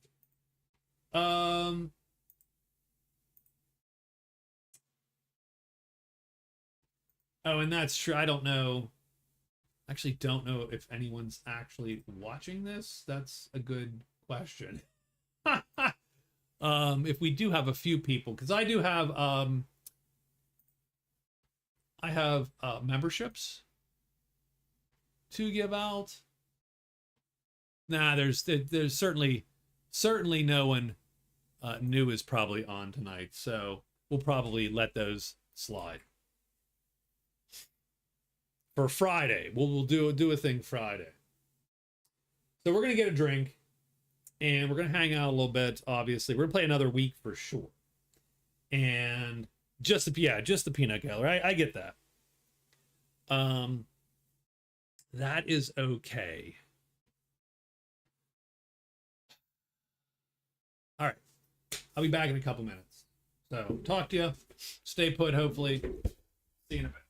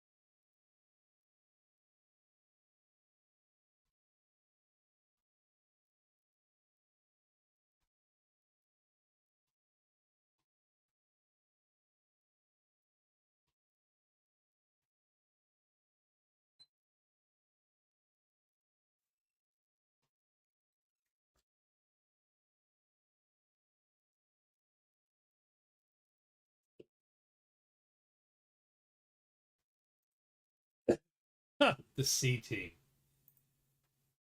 Oh, there we go. Yeah, we'll do free membership Friday. That's a good catchy, right? I did enjoy that game, by the way, and I was sort of hoping the elf would have pulled it out with the great with the amazing bow ambush. Like that would have been just epic. But the fact that it lasted to the last day, I thought was pretty good. That's very gratifying. There's games that are down to the last day are very gratifying games. Um, and I appreciate adding. I think adding the bonus point for the categories helps. Helps. Right. And I think. So yeah. Anyway, like their script. I wish. If the. I mean, they wouldn't be as fun if they were scripted. So. No, I just think not all of them do. Obviously, I do think that. So a couple reasons for that. One is keeping the dead folks, quote unquote, in the game, so you have to beat their high water mark to steal the points from them.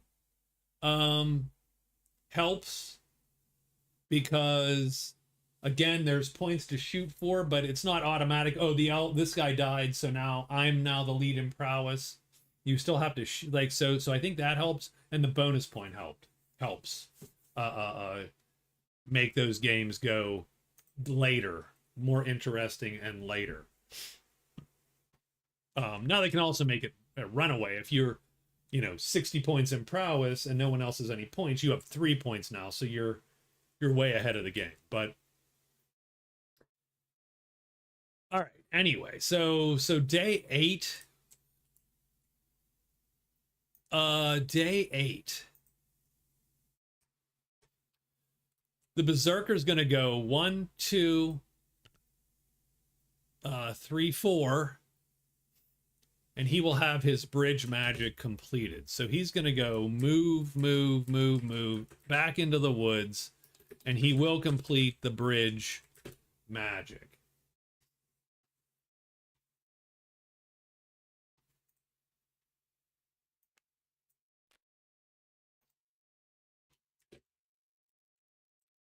The Druid, the Druid is going to push his luck a little bit.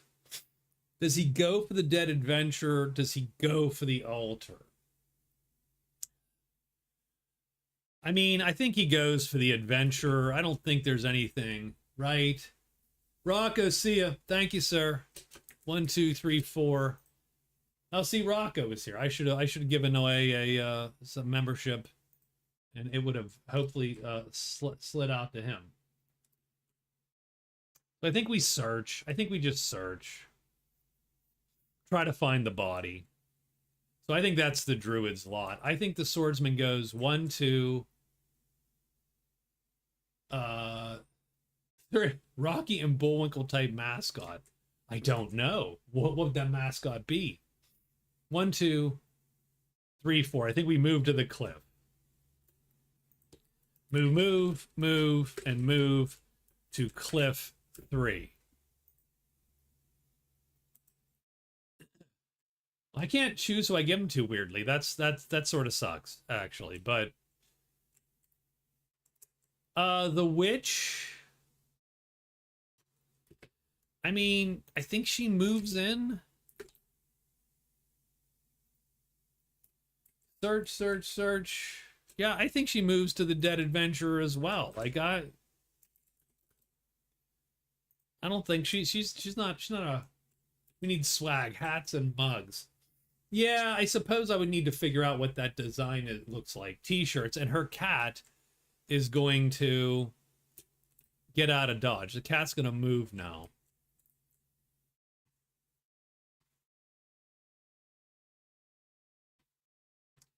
Move to Borderlands 3. Done. Okay. Day 8.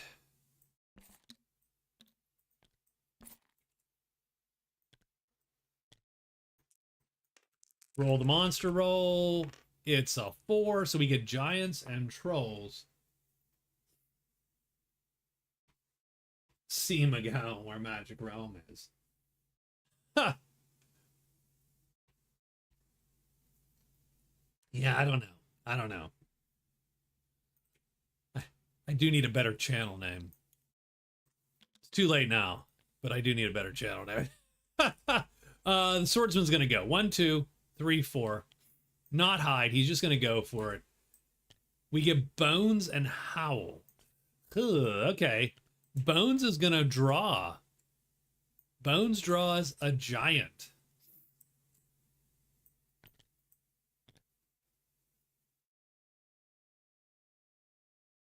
Son playing with me on my oldest video.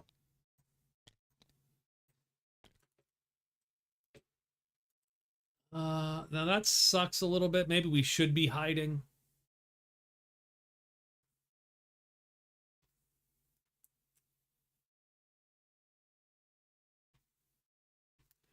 I mean, yeah, yes.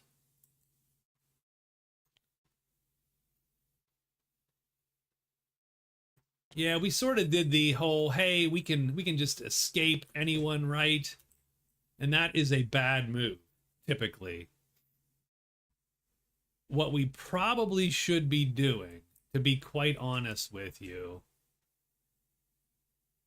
for him, is we should be using this extra move and hiding every time. But I did not write that. And now the giant's on us, so we're sort of stuck. Because no one here can kill a giant still. And we can't, I mean, we can run from the giant, but our guy's stuck. So we're going to actually lose him and get our ass kicked. So that blows. That stinks. Okay. Who is next? The gal here is going to move here. Search 3 times. A 4 or a 1. He gets the corpse. That's a fail. 1, 2. Come on, roll it. You know you want. No, she does not get the. She does not find the dead adventurer. The Berzerker goes 1, 2, 3, 4. Are we mulliganing the swordsman?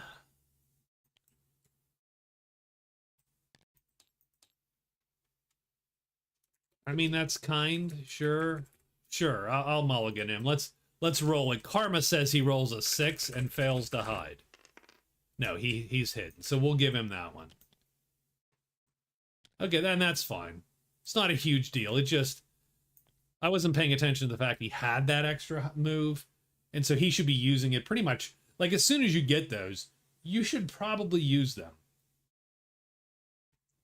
Unless you literally have to, unless you literally have nothing to do with that move.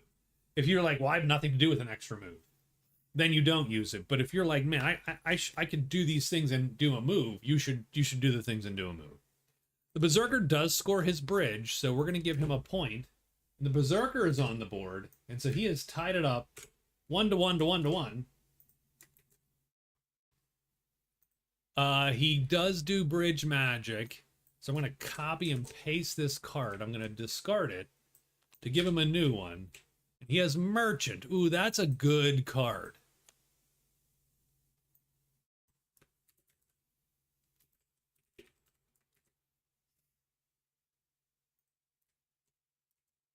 So you buy an item, and you sell that same item at another dwelling, and you're guaranteed twice your purchase price. So no matter what you buy it for, you're gonna make a profit. You make money. And then you get a point. So he also gets the bridge token here, the widget. And so he is in pretty good shape. And now the Druid is going to, I think, search 4 times, right? So 1, 2, no. 3, and he finds him. So you don't get a point yet, but you do get a treasure. And you have evidence. Merchants, oh merchants, why are you so easy to use? And he does have now evidence. If he brings it back to a dwelling, he will score. But in the meantime, he does get to draw from the small treasures pile.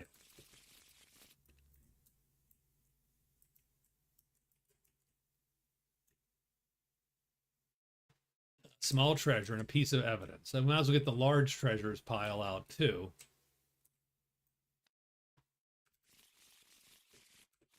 And the Druid gets the Cloak of Mist extra hide phase. That is really good. I mean, the Druid almost doesn't care, but you know, it's still a pretty good treasure to have. How'd this guy die if he could hide all the time? We don't know. And nothing appears in our place here. Obviously the swordsman is not going to deal with this guy. Like how the cards shuffle around. Yes, yes. It's good that there's some user, right? That there's some tactile sort of effect, because that way you can know that something's happening, right?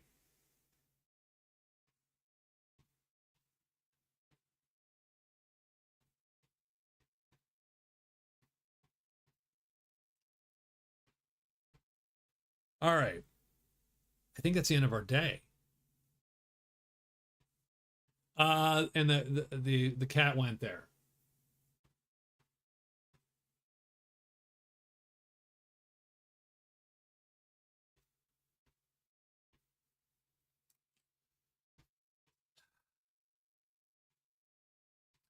The only issue I have with our swordsman is he sort of has to find this damn thing.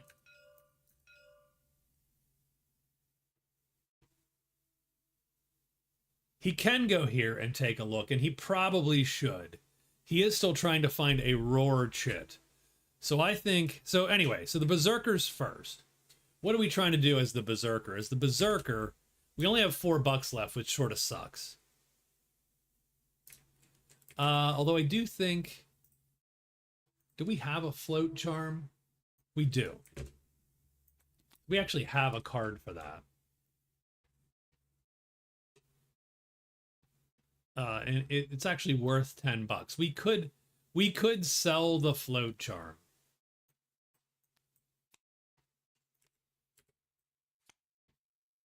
So I can delete that now. We could sell this. It's so good though. Like, but we could sell it and use that to then fund our misadventures. But you know what? That's not even a thing yet. We need to find a place to sell, because as you might note, the inn has been cut off. What's up, Raven Rock? Raven Rock is subscribed for 2 months. There you go. Very nice.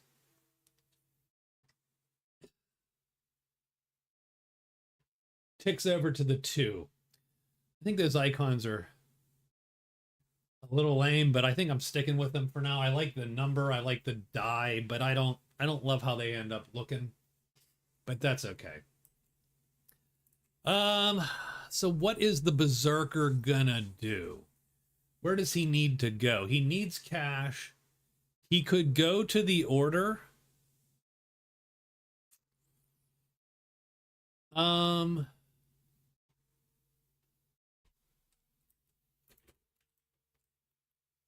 Rogues, Lancers, Shaman. He could go to the chapel and hope.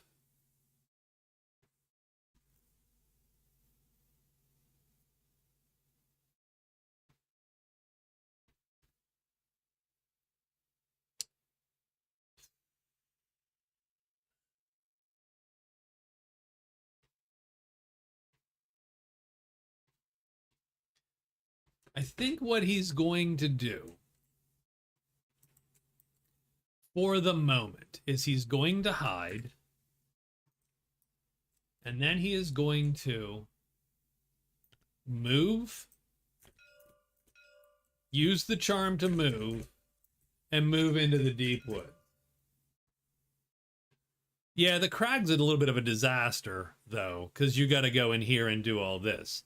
So I think he's going to go to here. And maybe he pops the fairy ring. Because remember, you can wound 2 chits to draw out the Guardian. The Guardian is an M43, H43. What's up, Dustin?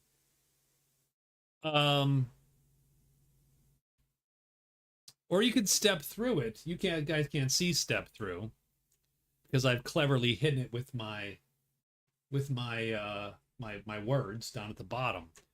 And that gives you a point too. You can literally step through and you go to a random clearing. Now I don't know that that's a great idea,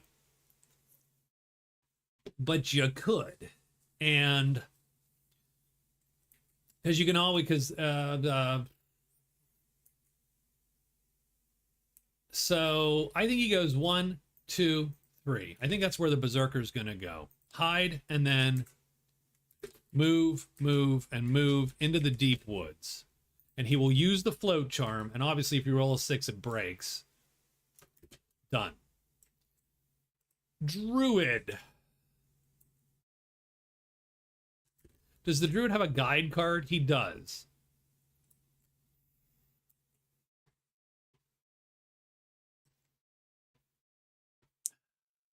These paths are so lame.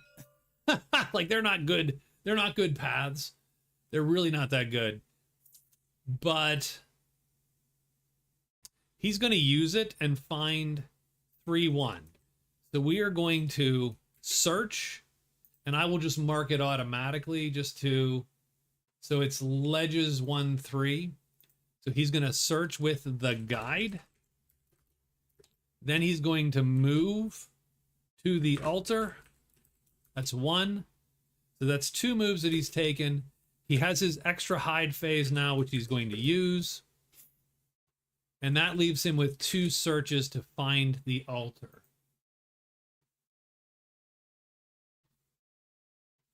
I said hello, but having said that, no. Not, I said it when your green I don't know if you were in or not, but I said it when your green popped up on my screen over here. But yeah, no, you're flirting with Scott? No, you're dead to me. It's fine.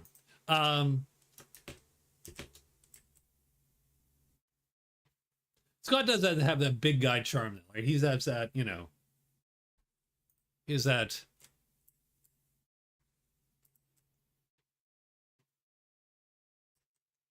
I think the swordsman goes 1, 2 into the ruin. So extra move and hide and then move into the ruin. Dead. And so we're gonna move. I say we're okay. So we're gonna go to extra move into the ruin. We're gonna move to 5, and then we have a search left. Done.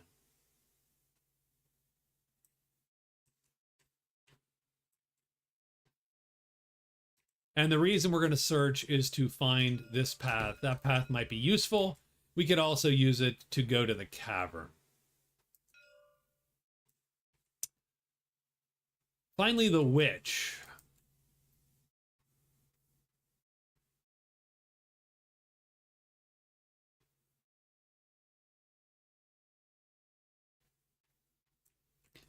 We're going to have the cat go into the deep woods. So 1, 2. So the cat's going to go to the deep woods and search twice.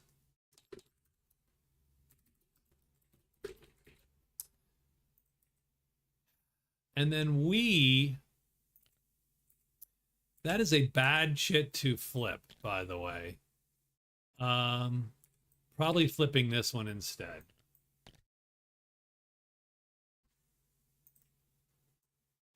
Well, we know where the loss, only the witch knows, unfortunately. That's really the key. 1, 2, 3, 4. She could head into the fairy ring. Probably escape Not everything that's in there.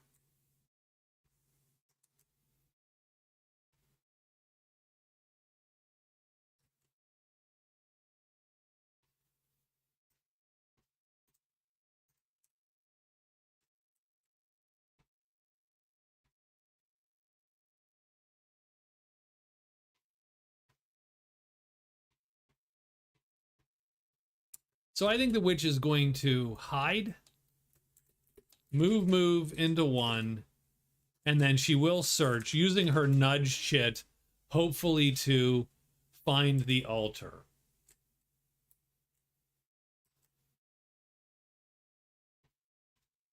Can you explain what the perks they have do, please? No. They're not perks. They are quests. They are tasks he must perform. So now these are powers, I suppose. So there's two types of cards. There are the bonuses. So, you know, he can... Oh, and did we get our there are these bonuses, which is play during, right? So they are just get out of jail free cards or find something for free or whatever. But merchant is buy an item at a dwelling, sell the same item at another dwelling, and you get a bunch of cash and score a VP. So they are not perks, they are tasks. Merchant is to buy and sell. Locate the altar is exactly what it sounds like. You have to find the altar. Right, ancient scrolls. Bring any treasure with a spell to any visitor. Locate the shrine. He has to find the shrine. And find armor is find a roar chit. Well, there's a chit that is a sound, a roar, and he will get armor. She has to find the chapel, altar, shrine, or monastery, any two of those. Find a giant, and if you have a small treasure, you can exchange trade it to him, and then encounter goblins.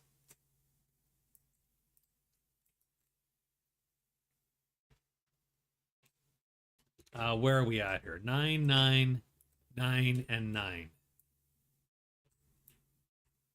All the Germans just left, essentially. So that is the day. Let's roll it. 4 more giants and more trolls. 1, 2, 3. We will do the swordsman first. He goes here, here, and here. He does have a hide that he's doing, so he's going to hide. He did use an extra move, so we're going to burn that chit there with his herbalism, his potion that he made. So his search is a 5, so the swordsman is hidden. He does get 1, 2, or 3 is going to get him that path. And he does. He finds this path. So he gets ruins 1, 5. That's actually pretty useful, typically. And then he flips these guys. Ooh, it's Bones and Cairn. So the Cairns here, Bones is going to bring the 2 mini trolls. I don't like it. I don't like it at all. Just when we're getting something going here. And again, we can't fight these guys. We cannot fight these dudes with what we have. We can't generate heavy star damage, and neither can our hireling. So not great. We can run from them all day. Our hireling can't. And we'll have to consider how that goes. We are done. The druid is going to go here. He does have a free hide, so he's going to use it. Anything but a 6, the druid only rolls 1 die on hiding. And he does, and he is hidden. And now he has how many searches? He has 2 searches to find the altar. This is the first. He's discovering. Nope, a 1 or a 4 does it. No, he finds neither. Neither of those works. Does anything appear? Nothing appears for him. The witch This guy goes here, and he's going to search twice, hoping to flip those chits over with a 5 or a 1. No, he doesn't flip the chits over. The witch goes 1, 2, or well, 1, 2. I think she has 1 search to play.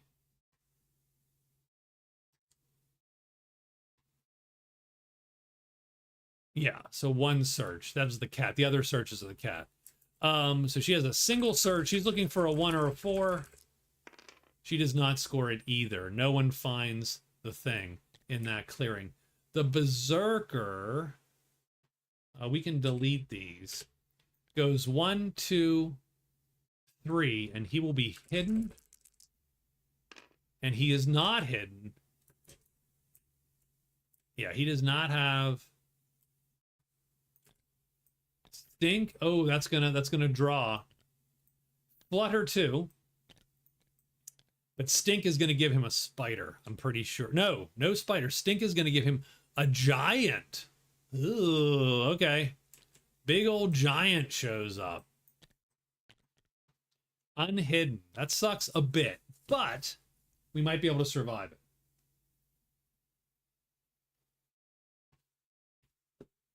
If I were the swordsman, can he attack that clearing by leaving and coming in from the valley? Well,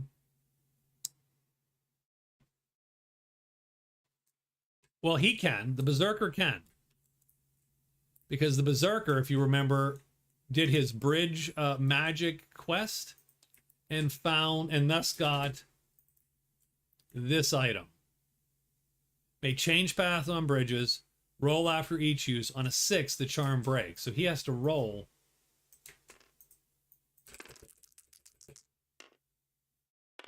And it does not break.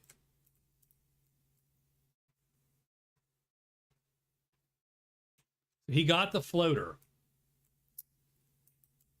He cannot leave his guy behind. If you leave him behind, he becomes unhired. That's the issue. I allow you to run and then come back. If you run and the guy kills the dude, I do allow you to come back. Because of the risk of the hireling dying. But if you just leave him behind, he's unhired at that point.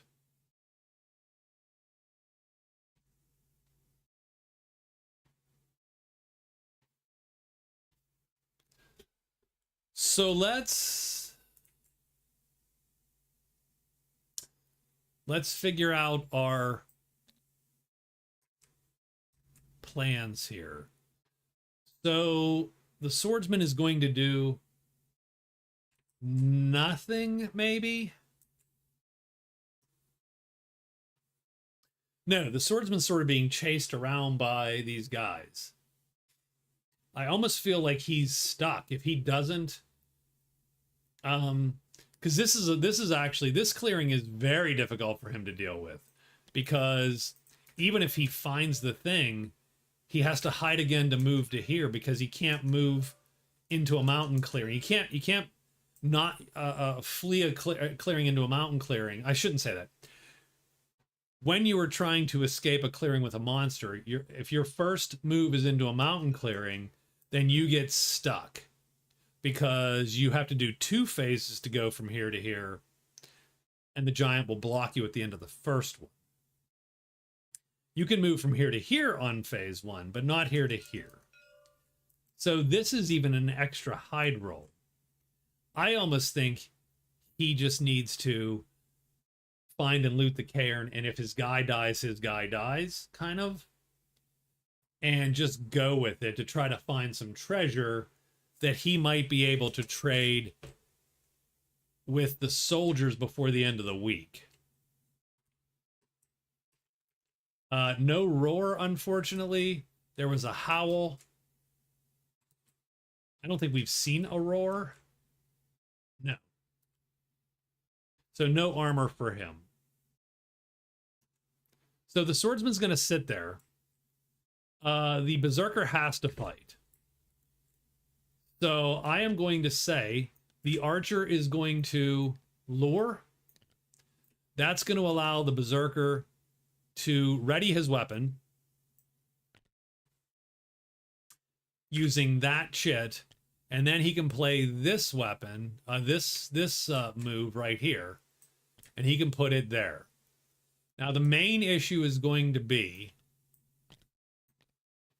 this thing could still hit and kill this archer because he does potentially have the, like, because this is longer than the axe. We're going to kill the giant this round. It's whether or not he kills the archer this round.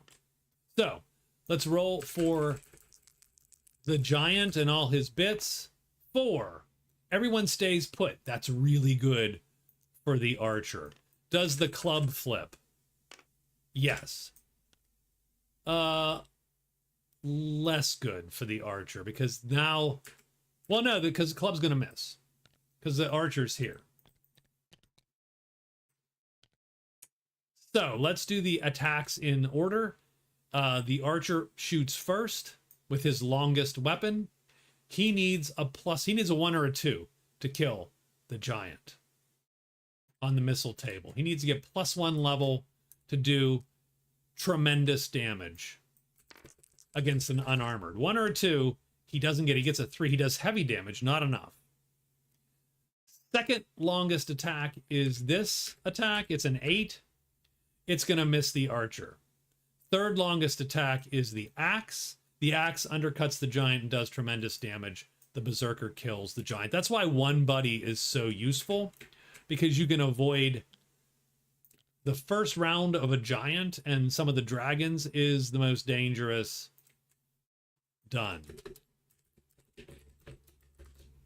So the berserker scores 8 more. That puts him to 12, and we're going to now get him.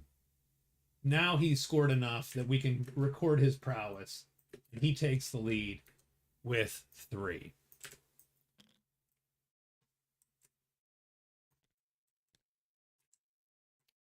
I don't think anybody else is fighting.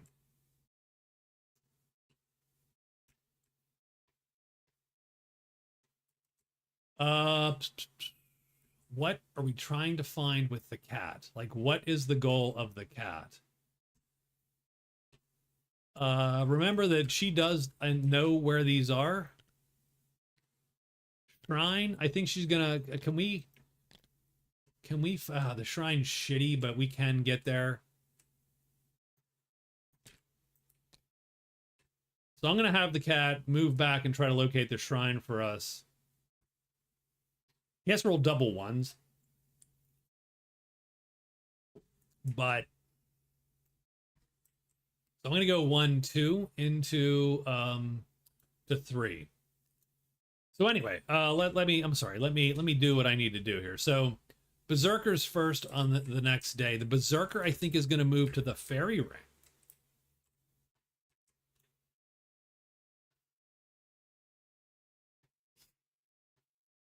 He does have to wound 2, but this guy's only heavy.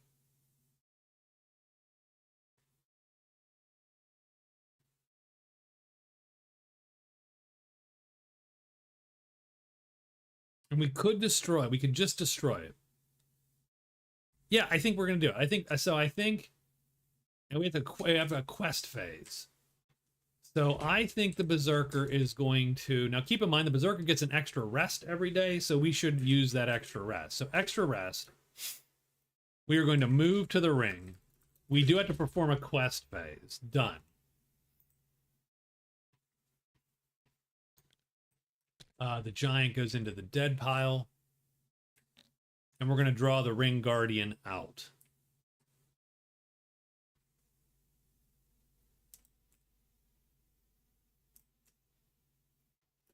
And frankly, if we're going to do all of that, we are going to do a hide, but we'll even do an alert, strangely enough. So we'll just do the whole shebang here. And we'll have this rested. This weapon will be alerted. We'll charge in. Remember, we have to wound 2. So we will probably wound...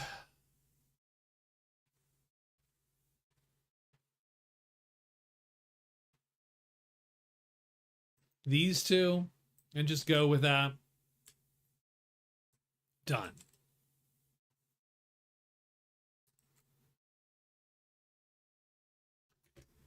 That'll be day 10 for him. Day 10 for our Druid. Hey, what's up, Catherine? How are you? What is the Druid trying to accomplish? The Druid's trying to find the altar, right? Because he needs to find the altar done. So he's going to extra hide because he's got one. Search 4 times. Done. The Swordsman is going to risk it. He's going to hide once. Search 3 times. Done. It's going okay, Catherine. How are you?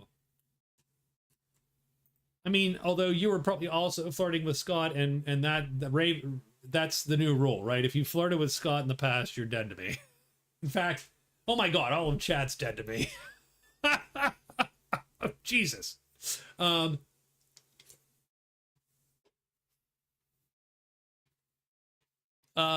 okay, let's the witch. Is the witch gonna stick around and find the altar? Or is she gonna try to beat the Berzerker to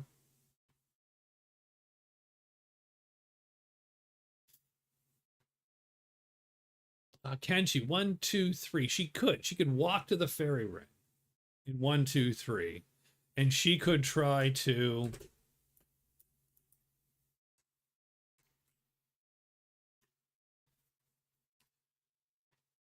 defile it as well. She could defile it. Certain fact of the year, and he is like the mines.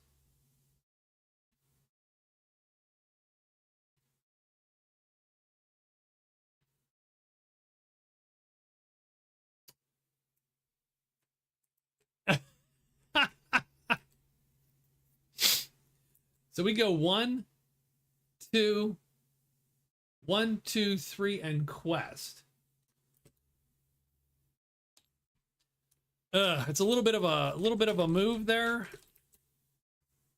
but we're yeah, you were, I mean, you don't remember, it's fine. It was something about barefoot feet. I don't know what the hell's going on. So we're gonna make the move, the big move, and do it, and we're gonna hope that we can get there and get that done. I don't know that that's a good move, but she can mostly dodge stuff that's spreads. So it's day 10. They're competing for that damn fairy ring. Serpents and demons are on the prowl. Berzerker's first. So he's gonna walk up and do his quest phase.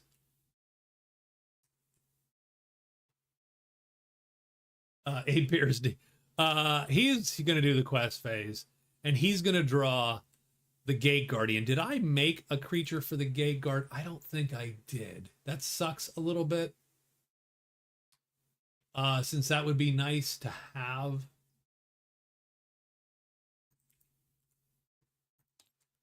What is the Gate Guardian? The Gate Guardian is a heavy 4/3, a medium 4/3, heavy 4/3. I don't know that there is such a thing. Medium 4/3, heavy 4. So it's like a serpent. Almost.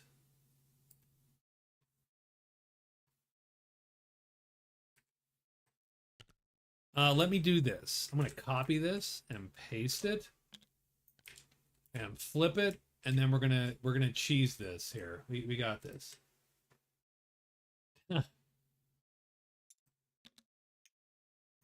Where's the spray bottles when you need them?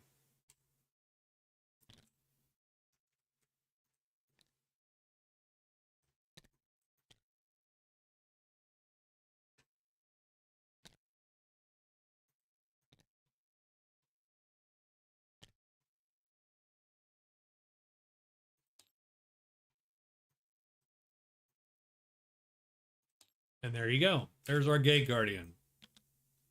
So he comes out, and that's essentially going to preclude the witch.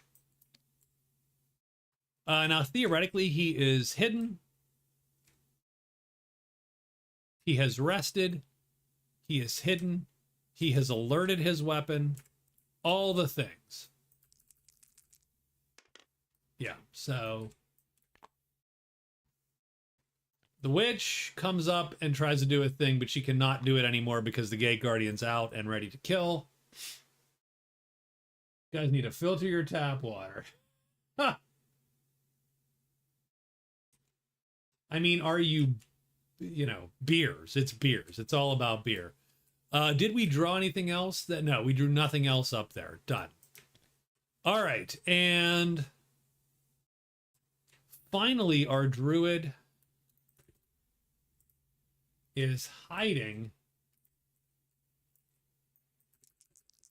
And he needs to hide a little bit, and he does. And now he is searching. And does he have... No. He has... He needs to locate this thing. 1, no. 2, no. 3, yes, he finds it. So the druid finds the altar. Beer free for 2 weeks. Very nice, very nice. He scores locate the altar.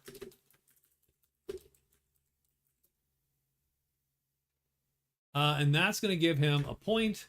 So he has 2 now. So that puts him in second place.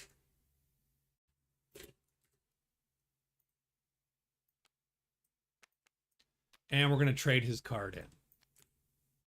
And he has Delver. Caves 3, Caverns 3. Ugh.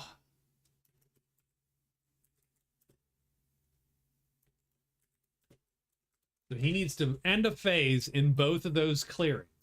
So what that means is here. Oh, and here. That is a rough card. There are some days that's a great card because they're close together. In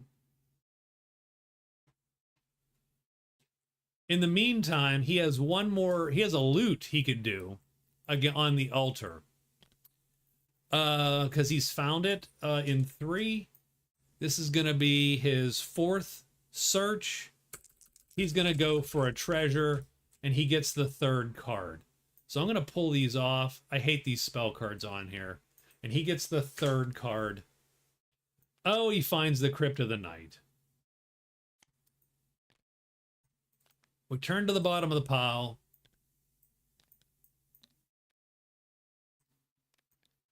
And this guy shows up.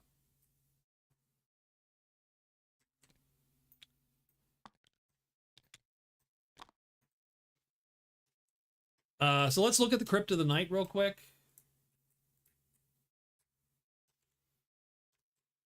Crypt of the Night. So we can't open it unless we have a T. Now we do have a buddy who might be able to open this, weirdly enough. The Warhorse would be amazing. Everything else sort of is a mess. But the Druid is immune to curses, so he might take a quick look at that. But we are hidden. The demon pops. Done. I think...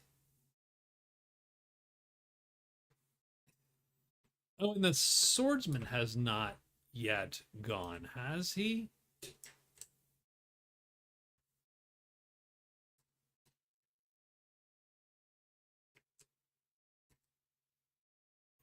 Swordsman has to go. He's at the end of the day.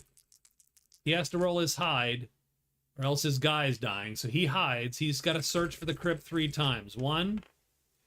No. 2. No. Ugh, come on. 3. Yes, he does find the crypt. The Swordsman at least... Oh, not the crypt. The cairn. The Swordsman finds the cairn. And he is done.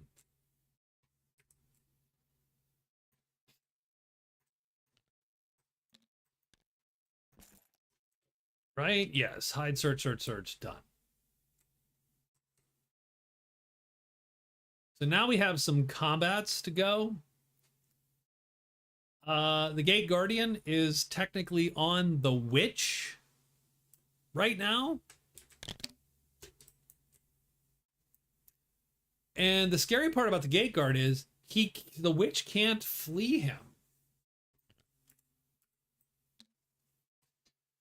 I don't like it. Now he is unarmored, so that's the one problem with the serpent. That does suck. I wish we had something that was unarmored.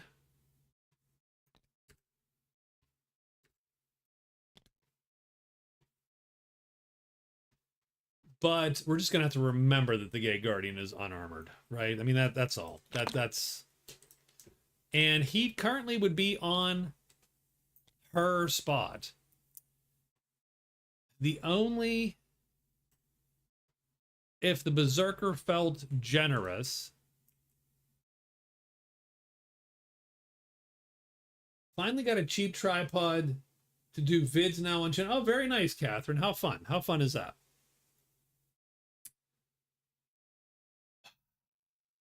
We could lure. We could cheese and lure the Gate Guard in. And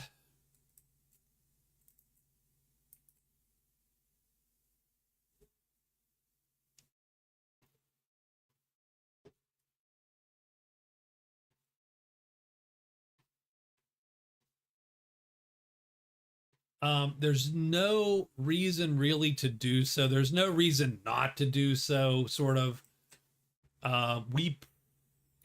So we'll help out. Flip him. Serpent's attacking us.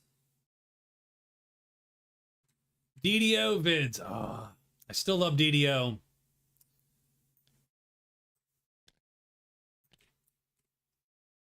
And we will cover the move of, we'll cover our move here.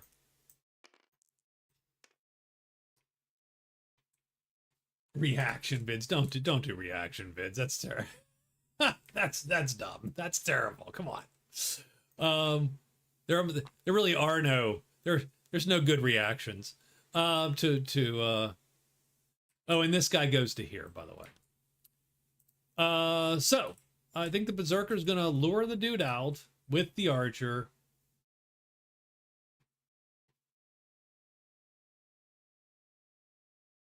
No, please. Okay. Where does this Gate Guardian go? The Gate Guardian goes down to here. Does the Gate Guardian flip? Yes, he does. Now he does heavy damage, so he's a heavy creature no matter what. We need a 3/2 or 1 to kill it with the bowman. And the bowman does. The bowman shoots it dead. We're going to put that there. Oh, we have to wound 2, by the way. That is true.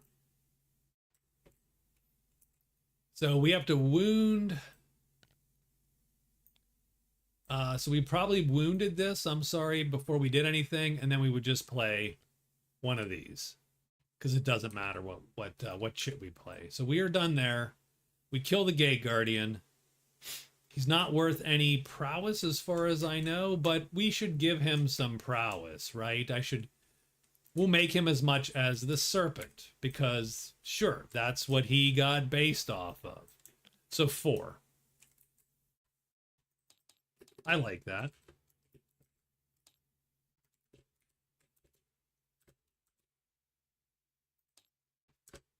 "16 prowess.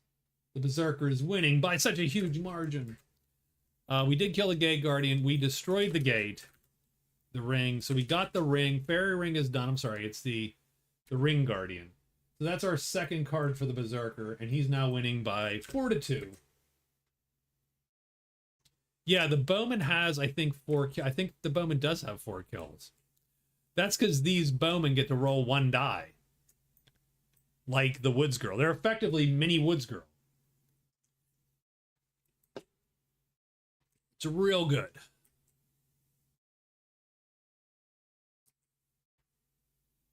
Minecraft vid. Oh my god.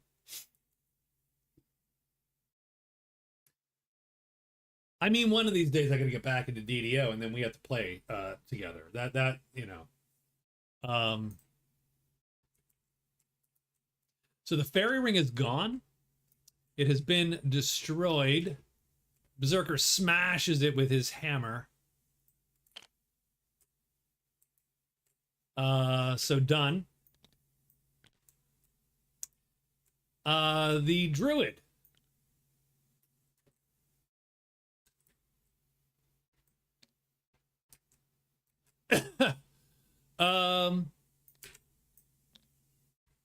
We're still hidden.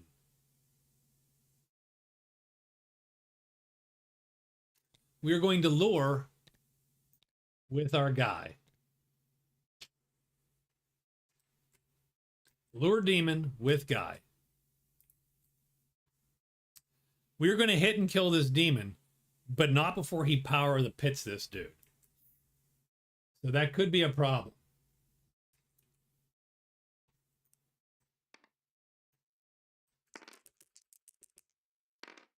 Two, so the demon goes to the bottom. The demon hits first, power the pit. On a 2 or a 1, kills this guy. Shit, you've got to be kidding me. Okay.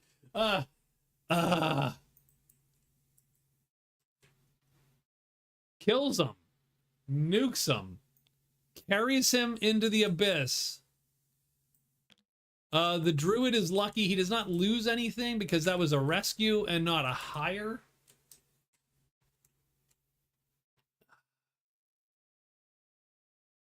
Yeah. And we're hidden and we're going to stay hidden. We're not coming out after that. Now we were hidden, so but and we don't have a nudge. Like we don't have that nudge. No, because first off, it was carried away, so only the target is killed. Secondly, remember the Druid's hidden, so even on a fiery chasm, he is not killed. But he rerolled a 2, not a 1. 2 is carried away. That was a 4 in 36 chance, so 1/9 at 11%. It's not yeah.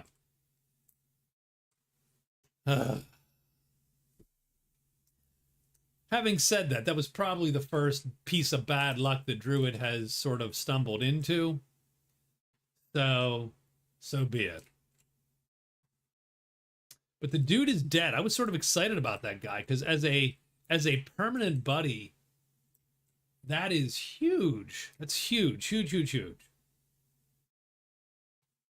Nonetheless,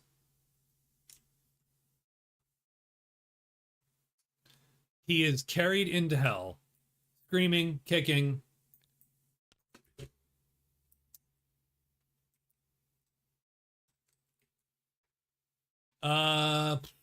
Shit. Berzerker needs money. Berzerker needs money badly. How do we feel about the guard? We do not like the guard. Guard's not as good a battle for us as it is for the Black Knight. So we do not like the guard. I mean, we got our prowess. We got no money. We want to keep this archer. So we're gonna need cash. How do we get cash?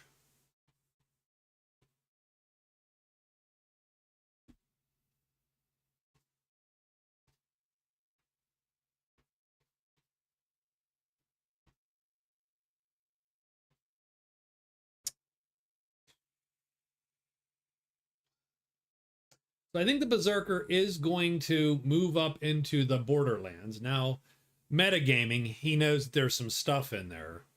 Not metagaming, you know, it still might behoove him to Crypt of the Night, though. Yeah, maybe. Now, the Berserker's just as likely to get cursed there as he is anything else. Keep that in mind. Remember, Crypt of the Night is a 30% chance of cursing every time he rolls. The treasure card, fine.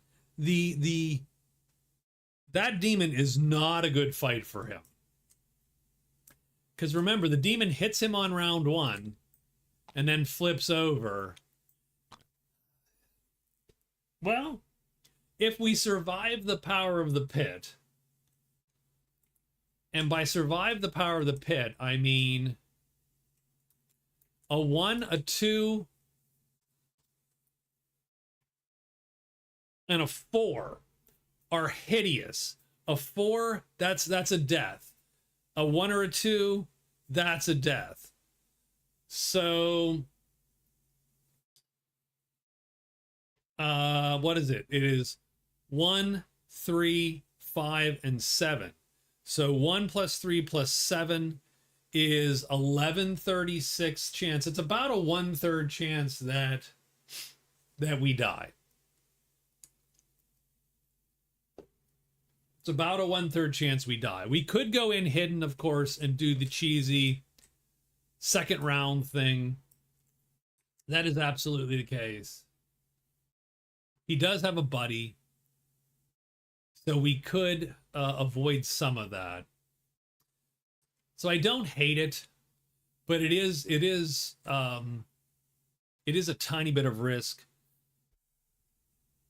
to be taking, and then largely you're just, like I said, you're just as likely to get cursed as anything else. Now we're close to the chapel, so that risk we might take.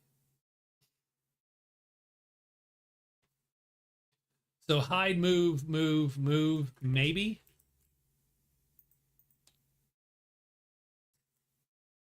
Extra rest. Hide. Move, move, move to the altar. Or do you...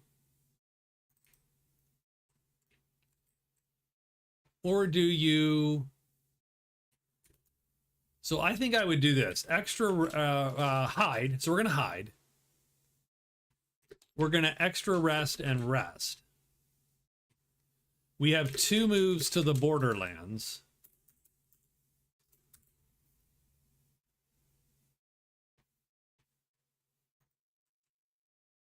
Done. Just to see what's in there. I think that would be all right.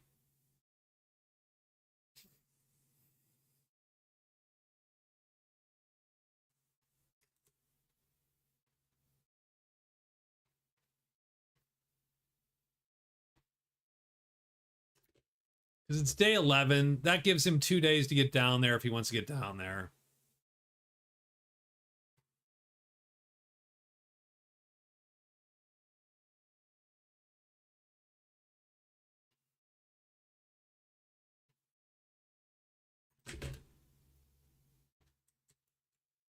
The Druid has the altar located, so extra hide.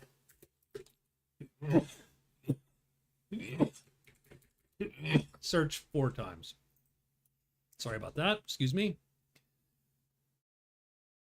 Remember, we can take cover if we need to. Like, we don't have to fight that dude if we don't want to. The Swordsman. We did find the cairn, our last roll.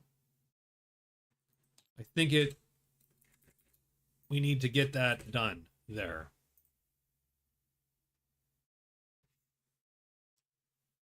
And the witch. Wait, did we not? Oh, we need to... So what did we do yet? We moved back into the Borderlands, right? 1, 2. So we moved to the Borderlands.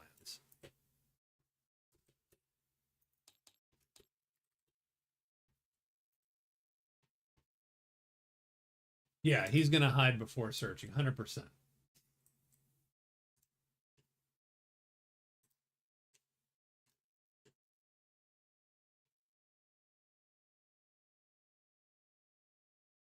That's what he did yesterday. Today, she's going to move up. I should take a rest phase. She will move and move into the Borderlands. She will be hidden. There's no reason to not be hidden for her. Done. And I think that's it. I think that is day 11. We get ogres, wolves, goblins, octopi. Swordsman's going to go first. He needs to hide first. He did hide. He did hide yesterday. He hides 5 and 5. So that is a hide. So we are hidden, and that's good. We get 3 loots of the cairn. And we have to fatigue every time we do it, though, which sort of sucks. So we're going to fatigue for sure. Let's fatigue one of these first. The cairn has 7. And we literally draw the top treasure off the deck. And we get the timeless jewel. We do not need to write our move. In addition, ooh.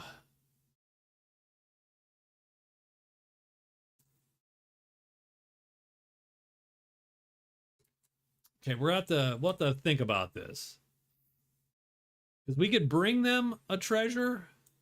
Oh no, that's I mean, by the end of the week, we could score King's Soldiers.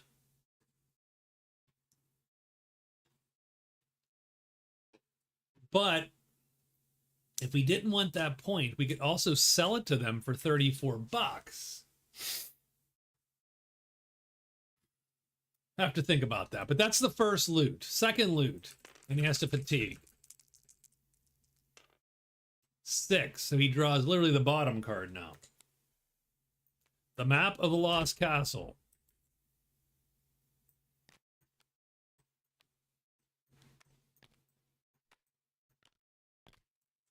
So map of the Lost Castle. He has to fatigue again.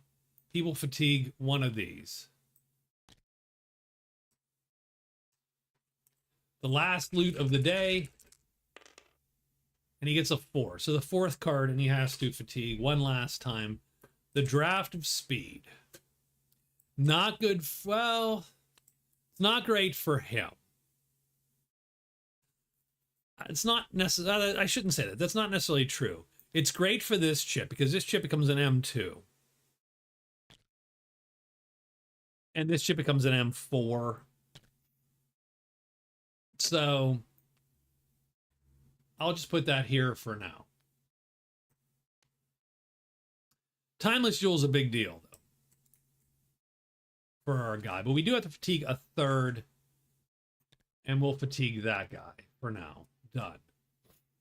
And we are done with the swordsman. It is the Druid. The Druid is going to hide and search 4 times. Hide first. He succeeds, so he is hidden. No demon. We are still going to loot the altar once. No, he finds the thing again, the Crypt of the Knights again, so that's 1. He'll do it twice. He gets the 3rd card, so he does get the bottom card off of there. It is the Regent of Jewels extra trade phase and a great treasure, and you could sell it to the soldiers. So the Druid is popping a treasure now. That puts him in the lead for great treasures, and it ties him with the Berzerker.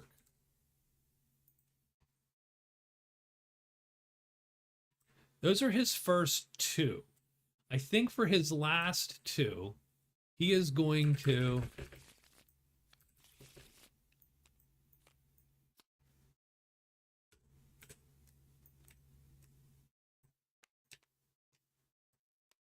read runes.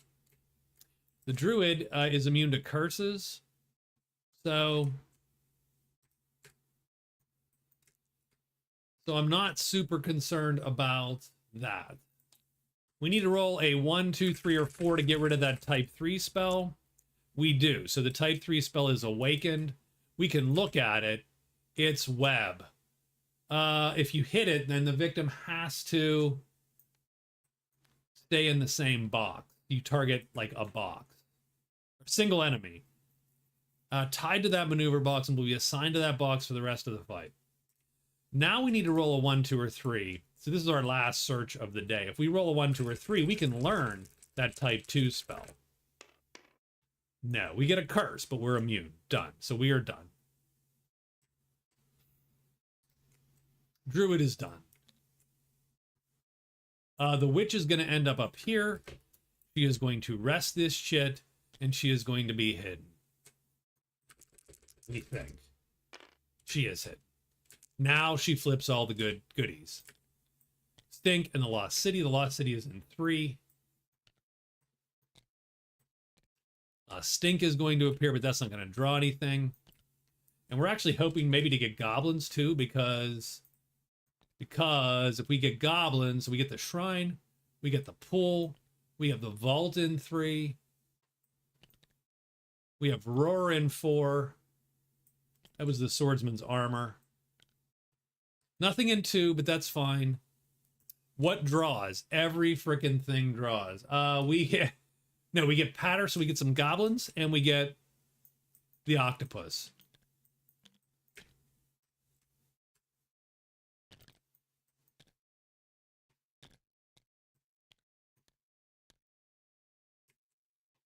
Now she has diplomacy, so she wants to go see those goblins 100%.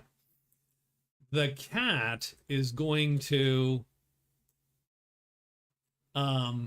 move to the pool and do 1 search. He needs double 1s to locate it, to find it. No.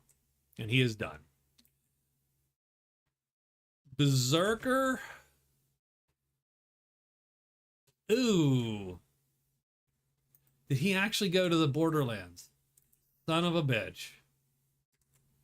He's going to hide and rest twice. He is hidden. He rests 2 times. So he draws back all of his wounded chits. He moves up into the Borderlands. Now remember, these 2 things have drawn. They can't draw again, but these monsters are roaming. So they are going to find their way in there.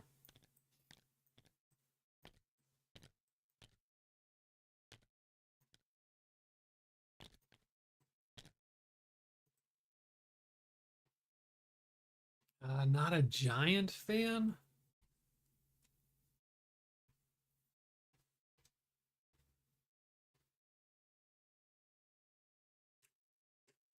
That's the end of our day. I don't think we have any other monster creature. Like, we're not fighting that guy. He's not fighting these guys. Done and done. The witch will encounter the goblin. Since we rolled last time that you can do that hidden, she will sneakily meet up with the goblins, and she will engage in diplomacy. That's going to give her her 2nd card point. She also gets a goblin as a little buddy. A lackey. Maybe she hypnotized them and charmed them or something, right? Now, the funny thing is that might embolden the Berzerker, who might then permit himself to take his shot in round 2.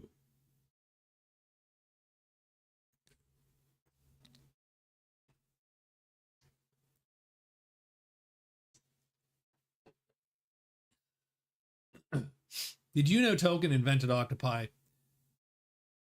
Absolutely. Before that, they only had 6 legs. And they were called... Nah, forget it.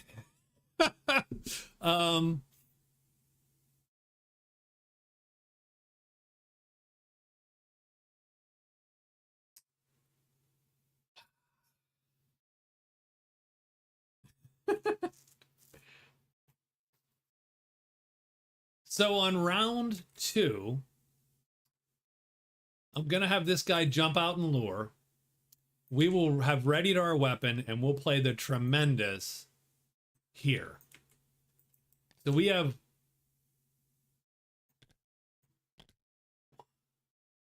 Yes. No, he's not an auto kill. But he is a kill. If our weapon is ready, he has to line up with us. As long as we have this... no, I'll tell you why he's not an auto kill. He is not an auto kill because we can't play this and this at the same time. That's 3.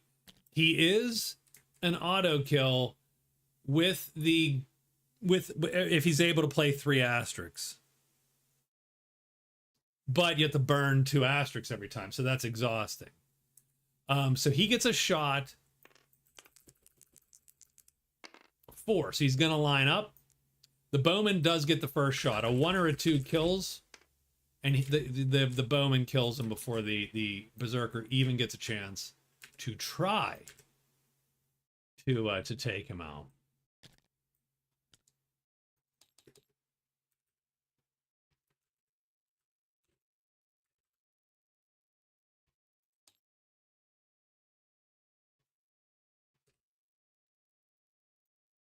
And we're crawling up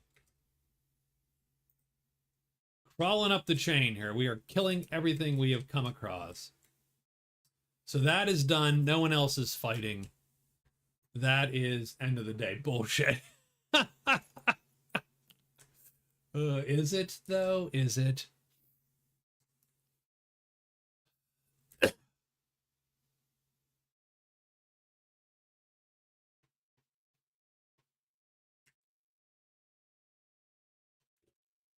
Now I think we hide and move to the vault and search and search. And as for the druid,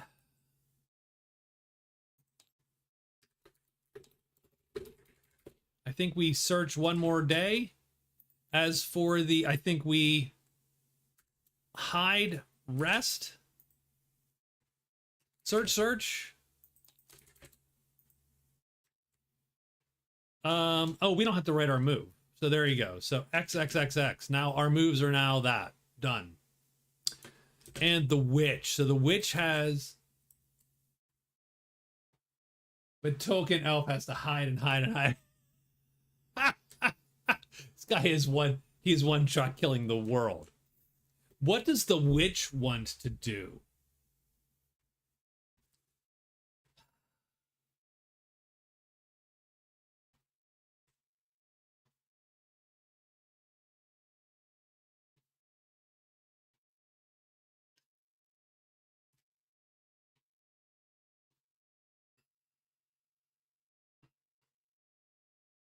She can't open the vault.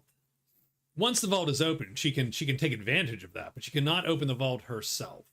The octopus is dead. I say she is going to... The witch is going to move into the pool.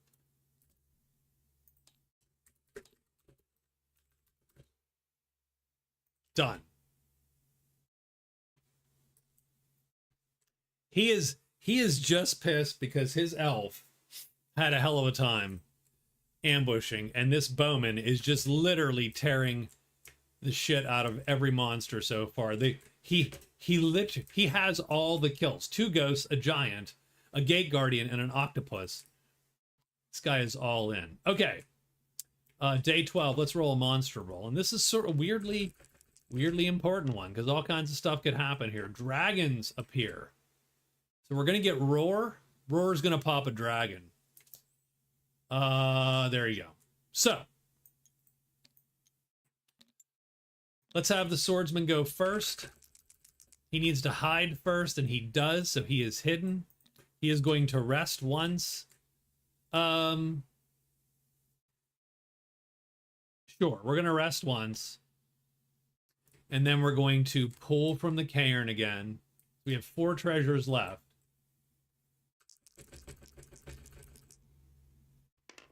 Five, that sucks. Yeah, so he blows it and has to fatigue anyway.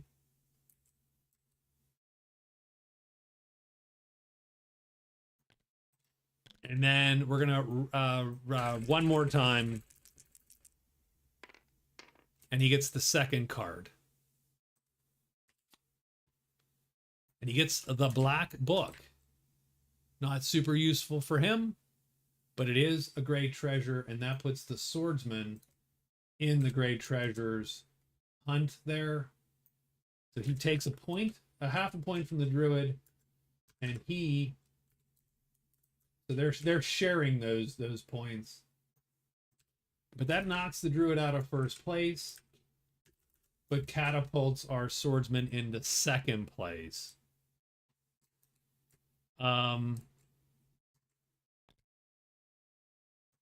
But we are tiring out here a little bit. And that's the Swordsman's day. Does anything jump him today? No. Witch. The Witch is going to move to the pool. Familiar's going to go to the shrine and do one search. He needs double ones. Double ones is choice. No. So done. Berzerker moves to the vault. Hidden. Maybe hidden.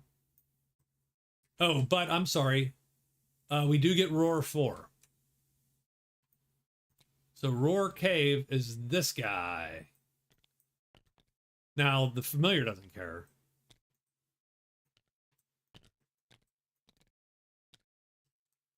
So is the Berzerker hidden? He is not hidden. He moves, he searches twice, he's looking for a locate. That's a fail. That is a fail. So no failing. No finding anything.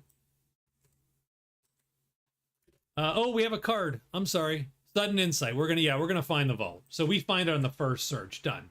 So vault, we do below one search phase to find it. Card is done. We get Wolf Tamer. That's not a great card for the Berzerker, but that's fine. That's good. Thank you, Rob.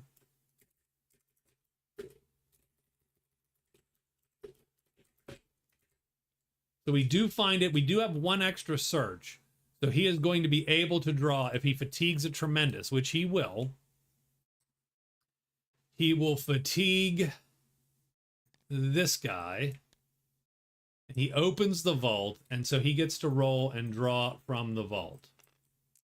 There's 5 cards. They're all good cards, though. So let's make this count. 2. He gets the second card. Oh, the flying carpet is amazing, but not for the Berzerker. Because it's, yeah, done. So, now the dragon charges him. Bam, right there. Dragon's on him. And that's going to be a fight at the end of the day. Druid. Hides. Yes. Searches. And we are looking for a low roll to read runes. So he gets 4 of these. We want to learn and awaken. Nope, we just get an awaken.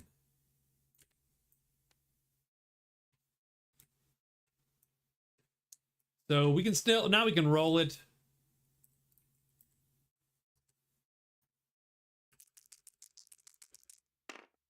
Two, 3, no. 4, no. That's it. He didn't find anything. Done. He is done.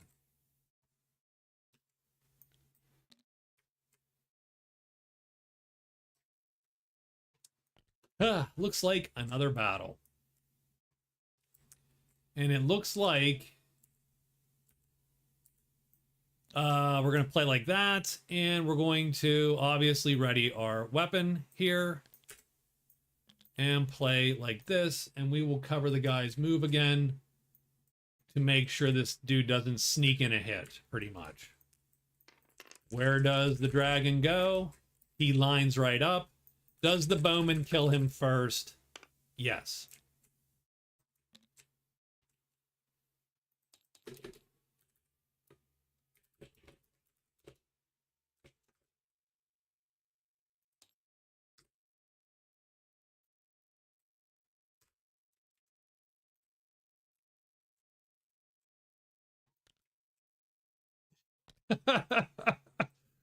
I mean, this guy is this guy's a terror, terrorizing the board.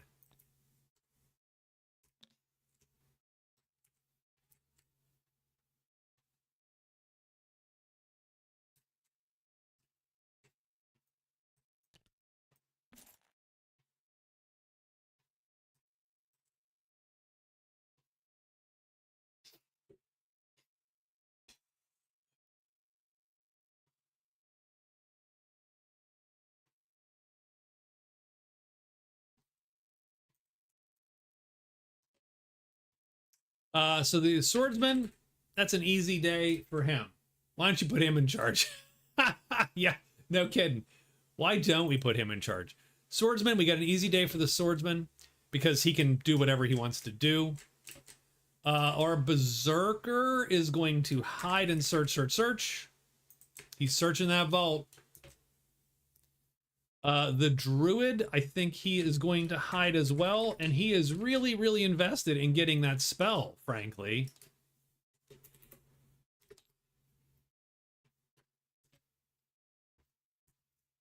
And swordsman and the witch. So the witch is going to, so the witch that night, the witch is going to cast Torchbearer.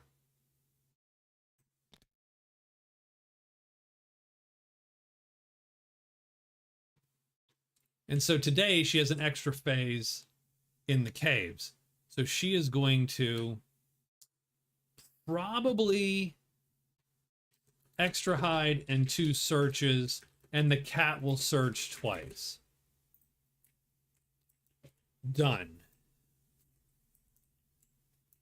This is day 13.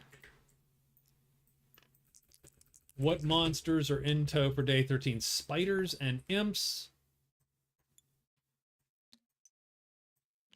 That's going to be a little bit of a problem for our guy here, but he's going to go first. Is he hidden?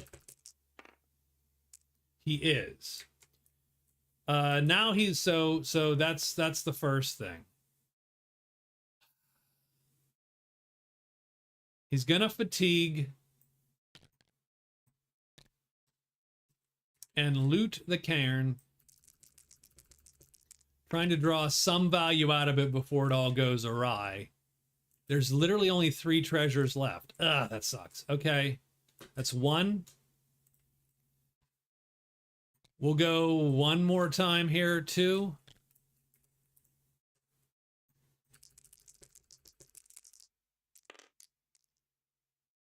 It's a 4. Shit. Okay, that sucks, because if that was a 2, we could draw this 2. That really looks like it's going to fall to a 2. But it had said 4 when it was caught. 3, he does get the 3rd treasure, but has to fatigue. He gets the scroll of alchemy.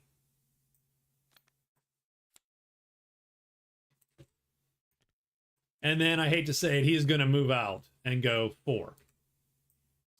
Knowing what's coming here. So, done. But that gives him 2 treasures to the druid's 1 treasure. So what that does is that switches that half point around. The druid now has 3, as does the swordsman. Druid hides. Druid is hidden. The druid searches. Really read runes. 1, no. 2, he learns and awakens. And so we will, since he's awakened, talk to wise bird, we're going to allow him to find talk to wise bird.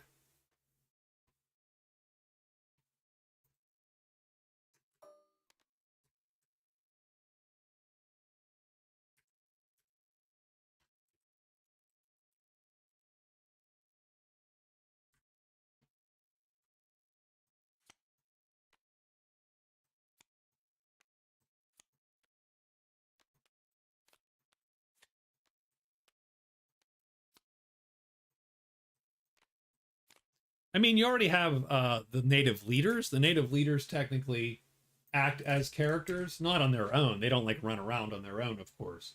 The druid, though, does now win the spell battle. He is now leading in spells, which pulls him 2 more points for now. That was second. He does get 1 more roll, in which case we might as well try to loot the altar.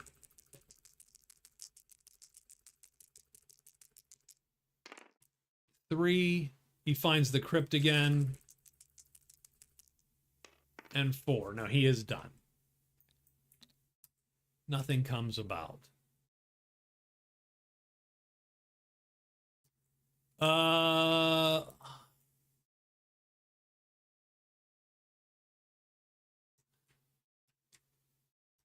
Does anything come here? No, I don't think it does, because it's only mountains, so we're going to get the cairns he avoided. Nothing there, so very nice. I think we loot. I think we hide, search, search, search. The dice are pretty lucky. That archer is just tearing through stuff. So the Berzerker's hidden. The Berzerker is going to try to loot 3 times. You only have to fatigue the 1 time. We get the 4th card. It is the glowing gem.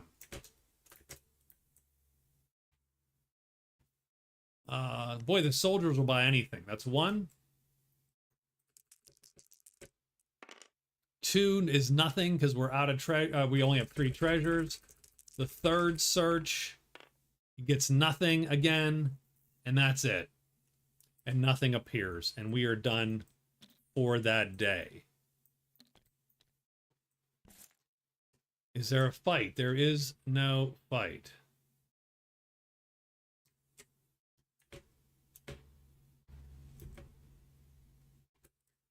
Did the witch go? It doesn't feel like the witch went, but she might have gone.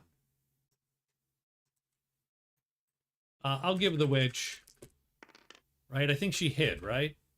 Yeah, so she's hid. Now she's going to search twice. So she does find the pool.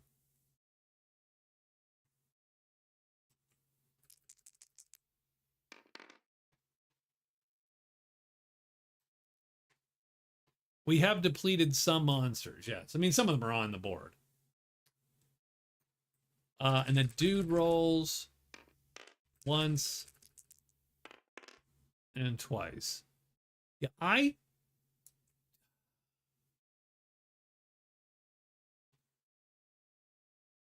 we did the swordsman. Well, we did. No, we must have done her because we did make a specific. Well, no. I don't know that we did. We did the torchlight, so she does have 3 phases. I'm going to say she's found the pool. And she did draw 1 treasure, the 6th treasure out of it. But she then has to fatigue that draw. She gets the ancient telescope. She's going to fatigue this draw. She's going to fatigue her fight L3. It's always good to have that sitting there somewhere. She's going to fatigue this guy that she doesn't need because she's already cast Nudge.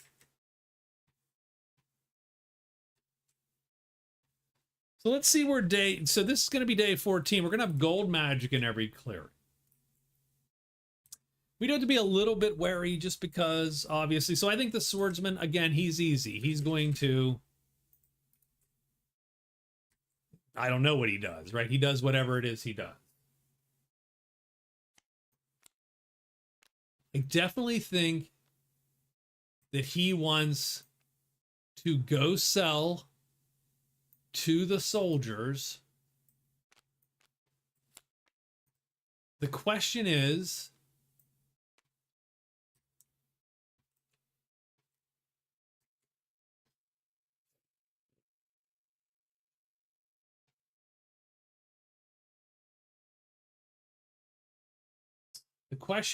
I think, I'll be honest, I think, so let's say we hired the soldiers somehow.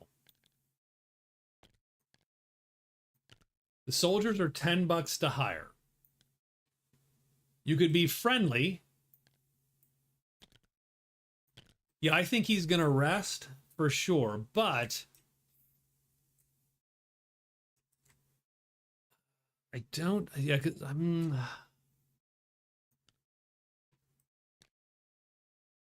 I could go in, I could sell them the timeless jewel. I could sell them the draw to speed. I could sell them. So I get 39. So 34 plus 9 is 43 bucks. I could become friendly to them because the soldiers like the gem. I'd get 5 prowess, which wouldn't do me much good, but I'd get 5 for it. Put me to 7. Which strangely enough is second place, but it's not in the score yet. You need 10 to score. So I can sell everything, become friendly with those guys, possibly hire them. And if you hired them, could you take out the trolls?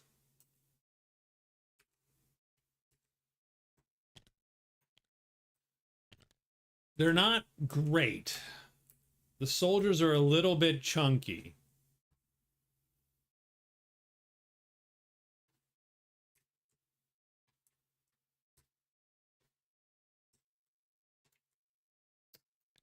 But you at least have some options. And you definitely would be able to probably kill the giant that's sort of plaguing you. You'd probably take the patrol out if you needed to go back down there, though we can't get back to the inn ever. So maybe that's just a so I say, yeah, so we got the no. I think if you're gonna do it, you sell it. Because that actually gives you options. The timeless jewel's fun. It's great because you know, right? But I would argue that it actually um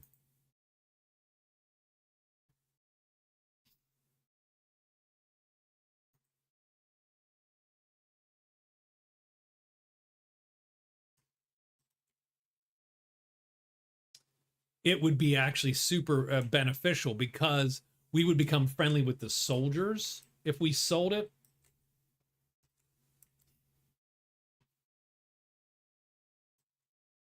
Yeah, I mean that's great and that's fine and that makes him a genius. But I don't think it's but how much do we really think that's helping him? Really? As opposed to say having the soldiers fight. I think that's sort of my question there. If we get the soldiers at price times 2 as a for instance, after becoming friendly with the soldiers, then you could charge those guys in there, probably have a chance of taking these dudes out.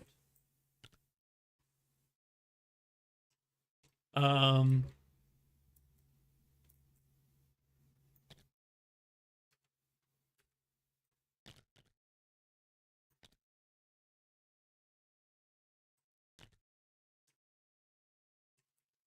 so I think I like that better,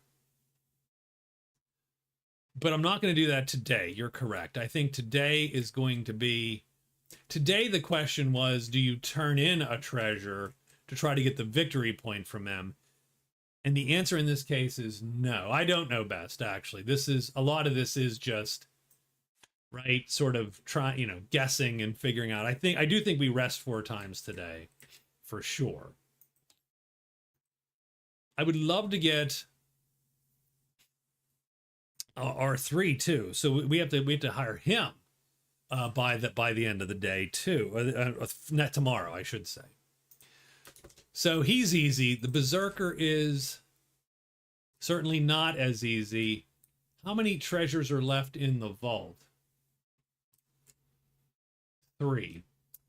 I mean, I say hide and search. You're not going to get a chance to loot the vault every day. Um,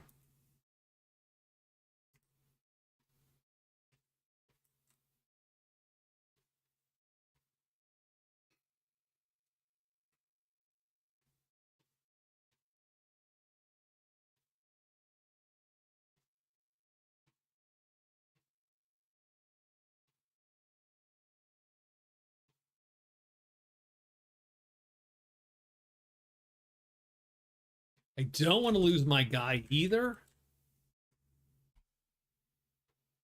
Again, that is tomorrow. Technically, you could. So he's friendly, and he needs a price times 2.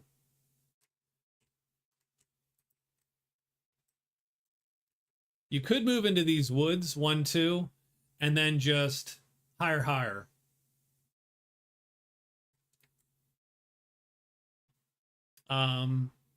And then hire, like spend your next day hiring and just hope to be done, you know, hope to get that all done. Because I would like him to stay. He's been super useful. How do we feel about the guard? We are not happy with the guard. The guard and us are not buddies. We would have to go to the order to sell. We're at least neutral with the order. And I could definitely sell like the glowing gem, the magic carpet, like those things we could sell for sure and get some cash. But we can't do that. 1, 2, 3, 4. 1, 2. I mean, I suppose you could. 1, 2 trade higher if you really wanted to get them.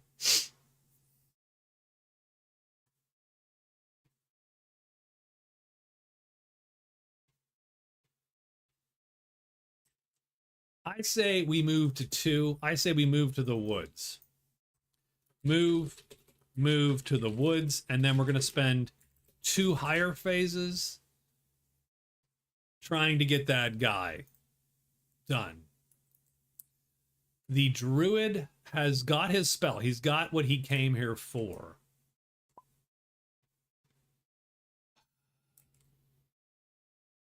How does the druid feel about the order?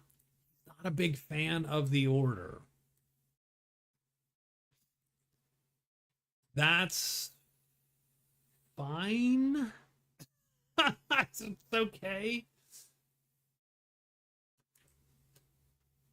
I say we do an extra hide phase, move to the chapel, taking cover if we need to. Right? Because we can go 1, 2, 3, 4, and we're in the chapel. The reason we go to the chapel is not because we think we're going to do anything or save or trade or anything. What we're going to do with the chapel is turn some of our cards in. We're going to ditch Delver, since I don't think we can actually do Delver.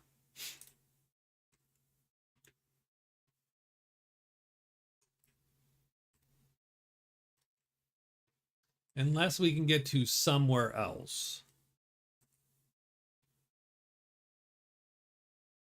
We can go 1, 2.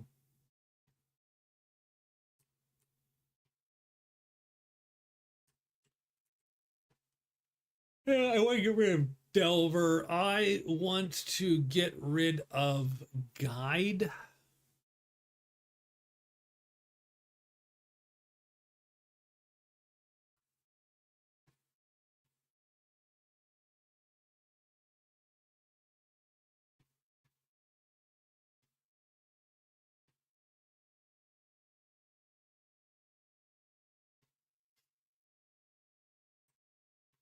No, we might have. Did we use Guide? We used Guide. Damn it. Okay, that's my fault. Gosh darn it. Well, that sucks. Okay. All right, now we have Explorer Borderlands, so that actually changes it a little bit.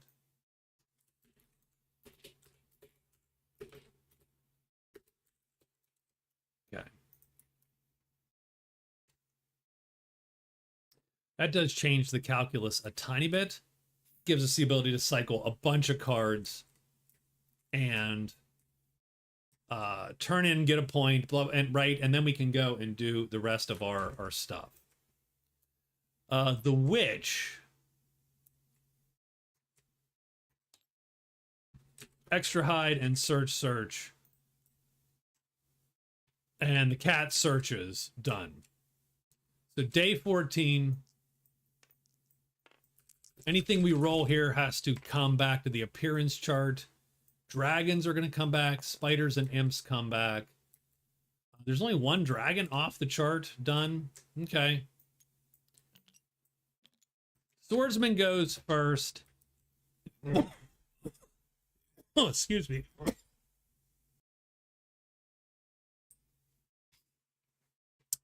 We're going to rest 4 times.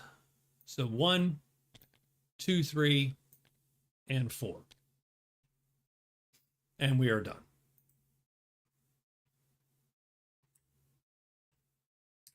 The witch is going to hide once. And she fails. She's going to search 2 times. Not excused. She draws the 3rd card. Oh, she finds the toadstool circle. Yeah. So the toadstool circle is in the pool. It radiates black magic.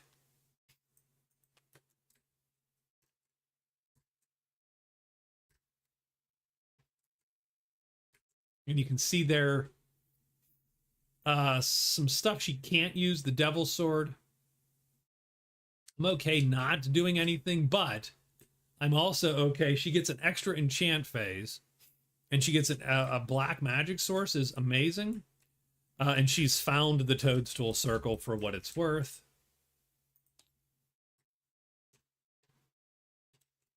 She didn't draw anything out. She doesn't have the fatigue.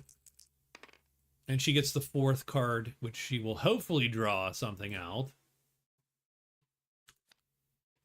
And she gets the Power Gauntlets, which gives her an H4 chit. She can't carry the weapon, but boy, she could wield the damn thing.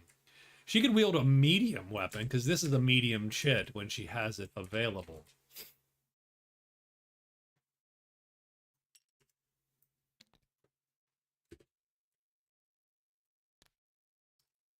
She does have to fatigue there. She's going to fatigue that one. And she is unfortunately going to draw. The dragon's going to come back. That guy reappears. Her cat does do 2 searches. He almost finds the shrine because I saw double ones sort of popping up. But no, he does not find anything.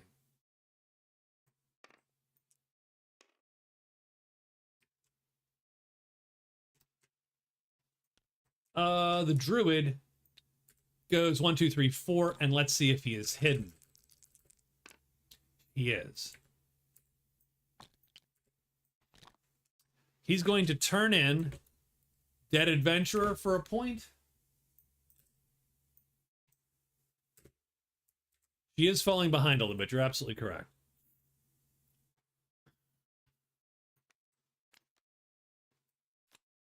And he is, at the end of the day, going to turn Delver in and grab Survivor. That's not good for the Druid, but that's okay. Survivor is have 3 or more chits wounded and go to a dwelling to tell the tale. But he does get a point. Does anything appear at the chapel? No. The Berzerker moves twice, tries to hire his guy. He needs a 3, 2, or 1 to hire the bowman. Nope. Come on, you got this. No. He flips this. It is bones, which nothing appears. The King's Soldiers is done. No one having turned it in. The Dead Adventurer is done, having been turned in by the Druid. And we're just down to some nasty bandits. That is the end of day 14. I think our scores are accurate. Technically, are there any battles? That's a great question. No. The dragon does not attack the familiar. Nothing there. There are no battles at the end of the day today.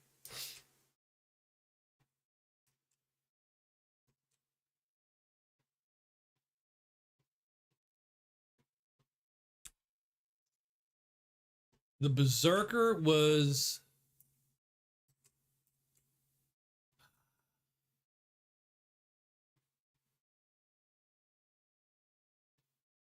I do think the Berzerker wants to sell also. Since he has no use for either of these treasures, he could easily sell them, go down and sell them for 34 bucks. So I think he's going to do that. But tomorrow I think he has to just try to hire his guy and hope to get lucky. You know, or he walks 1, 2, 3, 4, and then drops the guy off here because the guy will stay there. Then he goes and sells, then he comes back and hire him, and it's not as big a deal. Does the witch have absorb? She does have absorb. She does want to absorb something. But nothing has really popped and lived to absorb. If you look at the things that have been killed, giants aren't really great absorbs. They're okay, but they're not great. The octopus is not a great absorb. Ideally, you want something tremendous and armored, typically. But yeah, the toadstool circle would be sort of nice. But man, she could use the troll. The tremendous troll would be a great defensive absorb. Roar? Ugh. I mean, she could do this dragon. This dragon doesn't suck. So yeah, so that dragon would be nice to get. And hopefully on a roar, she could get that done. So yeah, I do think she stays there a little bit more. Did she draw a treasure out of there today or not? I don't think she did. Oh yeah, she got the power gauntlets. So she fatigued that, yes. No, the hoard is not found and the lair is not found. We have 3, 4 treasure locations, 5 treasure locations. There are still 3 treasure locations. The statue, the hoard, and the lair are still out there. All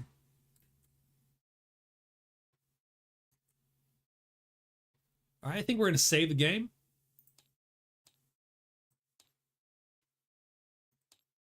And I think we are going to leave it at that. It's been a pretty eventful first 2 weeks. Every character has sort of had a little story going. I do think the swordsman tries to hire the soldiers and attack the creatures that have been tormenting him, the giant and the trolls. I think the witch will stick around for a couple more days. I think the druid, he can ditch this adventurer now. The adventurer is gone. I think he got survivor. I think he needs to figure that out because that's not a good card for him. I think he tries to explore the borderland. That's worth 2 points. And I think the Berzerker is going to try to hire his guy first thing, sell, get a bunch of cash, and then I don't know what. All right. Everybody have a great rest of your week. This has been our Magic Realm C team. It's been okay. I've enjoyed it. Thanks to Rob and Nutmeg and Catherine and Michael. I think Amanda was here for a bit. Raven Rock was here. Dustin was here for a little bit. It was a quiet night. And we had Robert. Robert showed up and asked for a quick summary. And hopefully that gave him what he needed to know. You have a good night. Have a good rest of your week. And I will see you on Friday, everybody.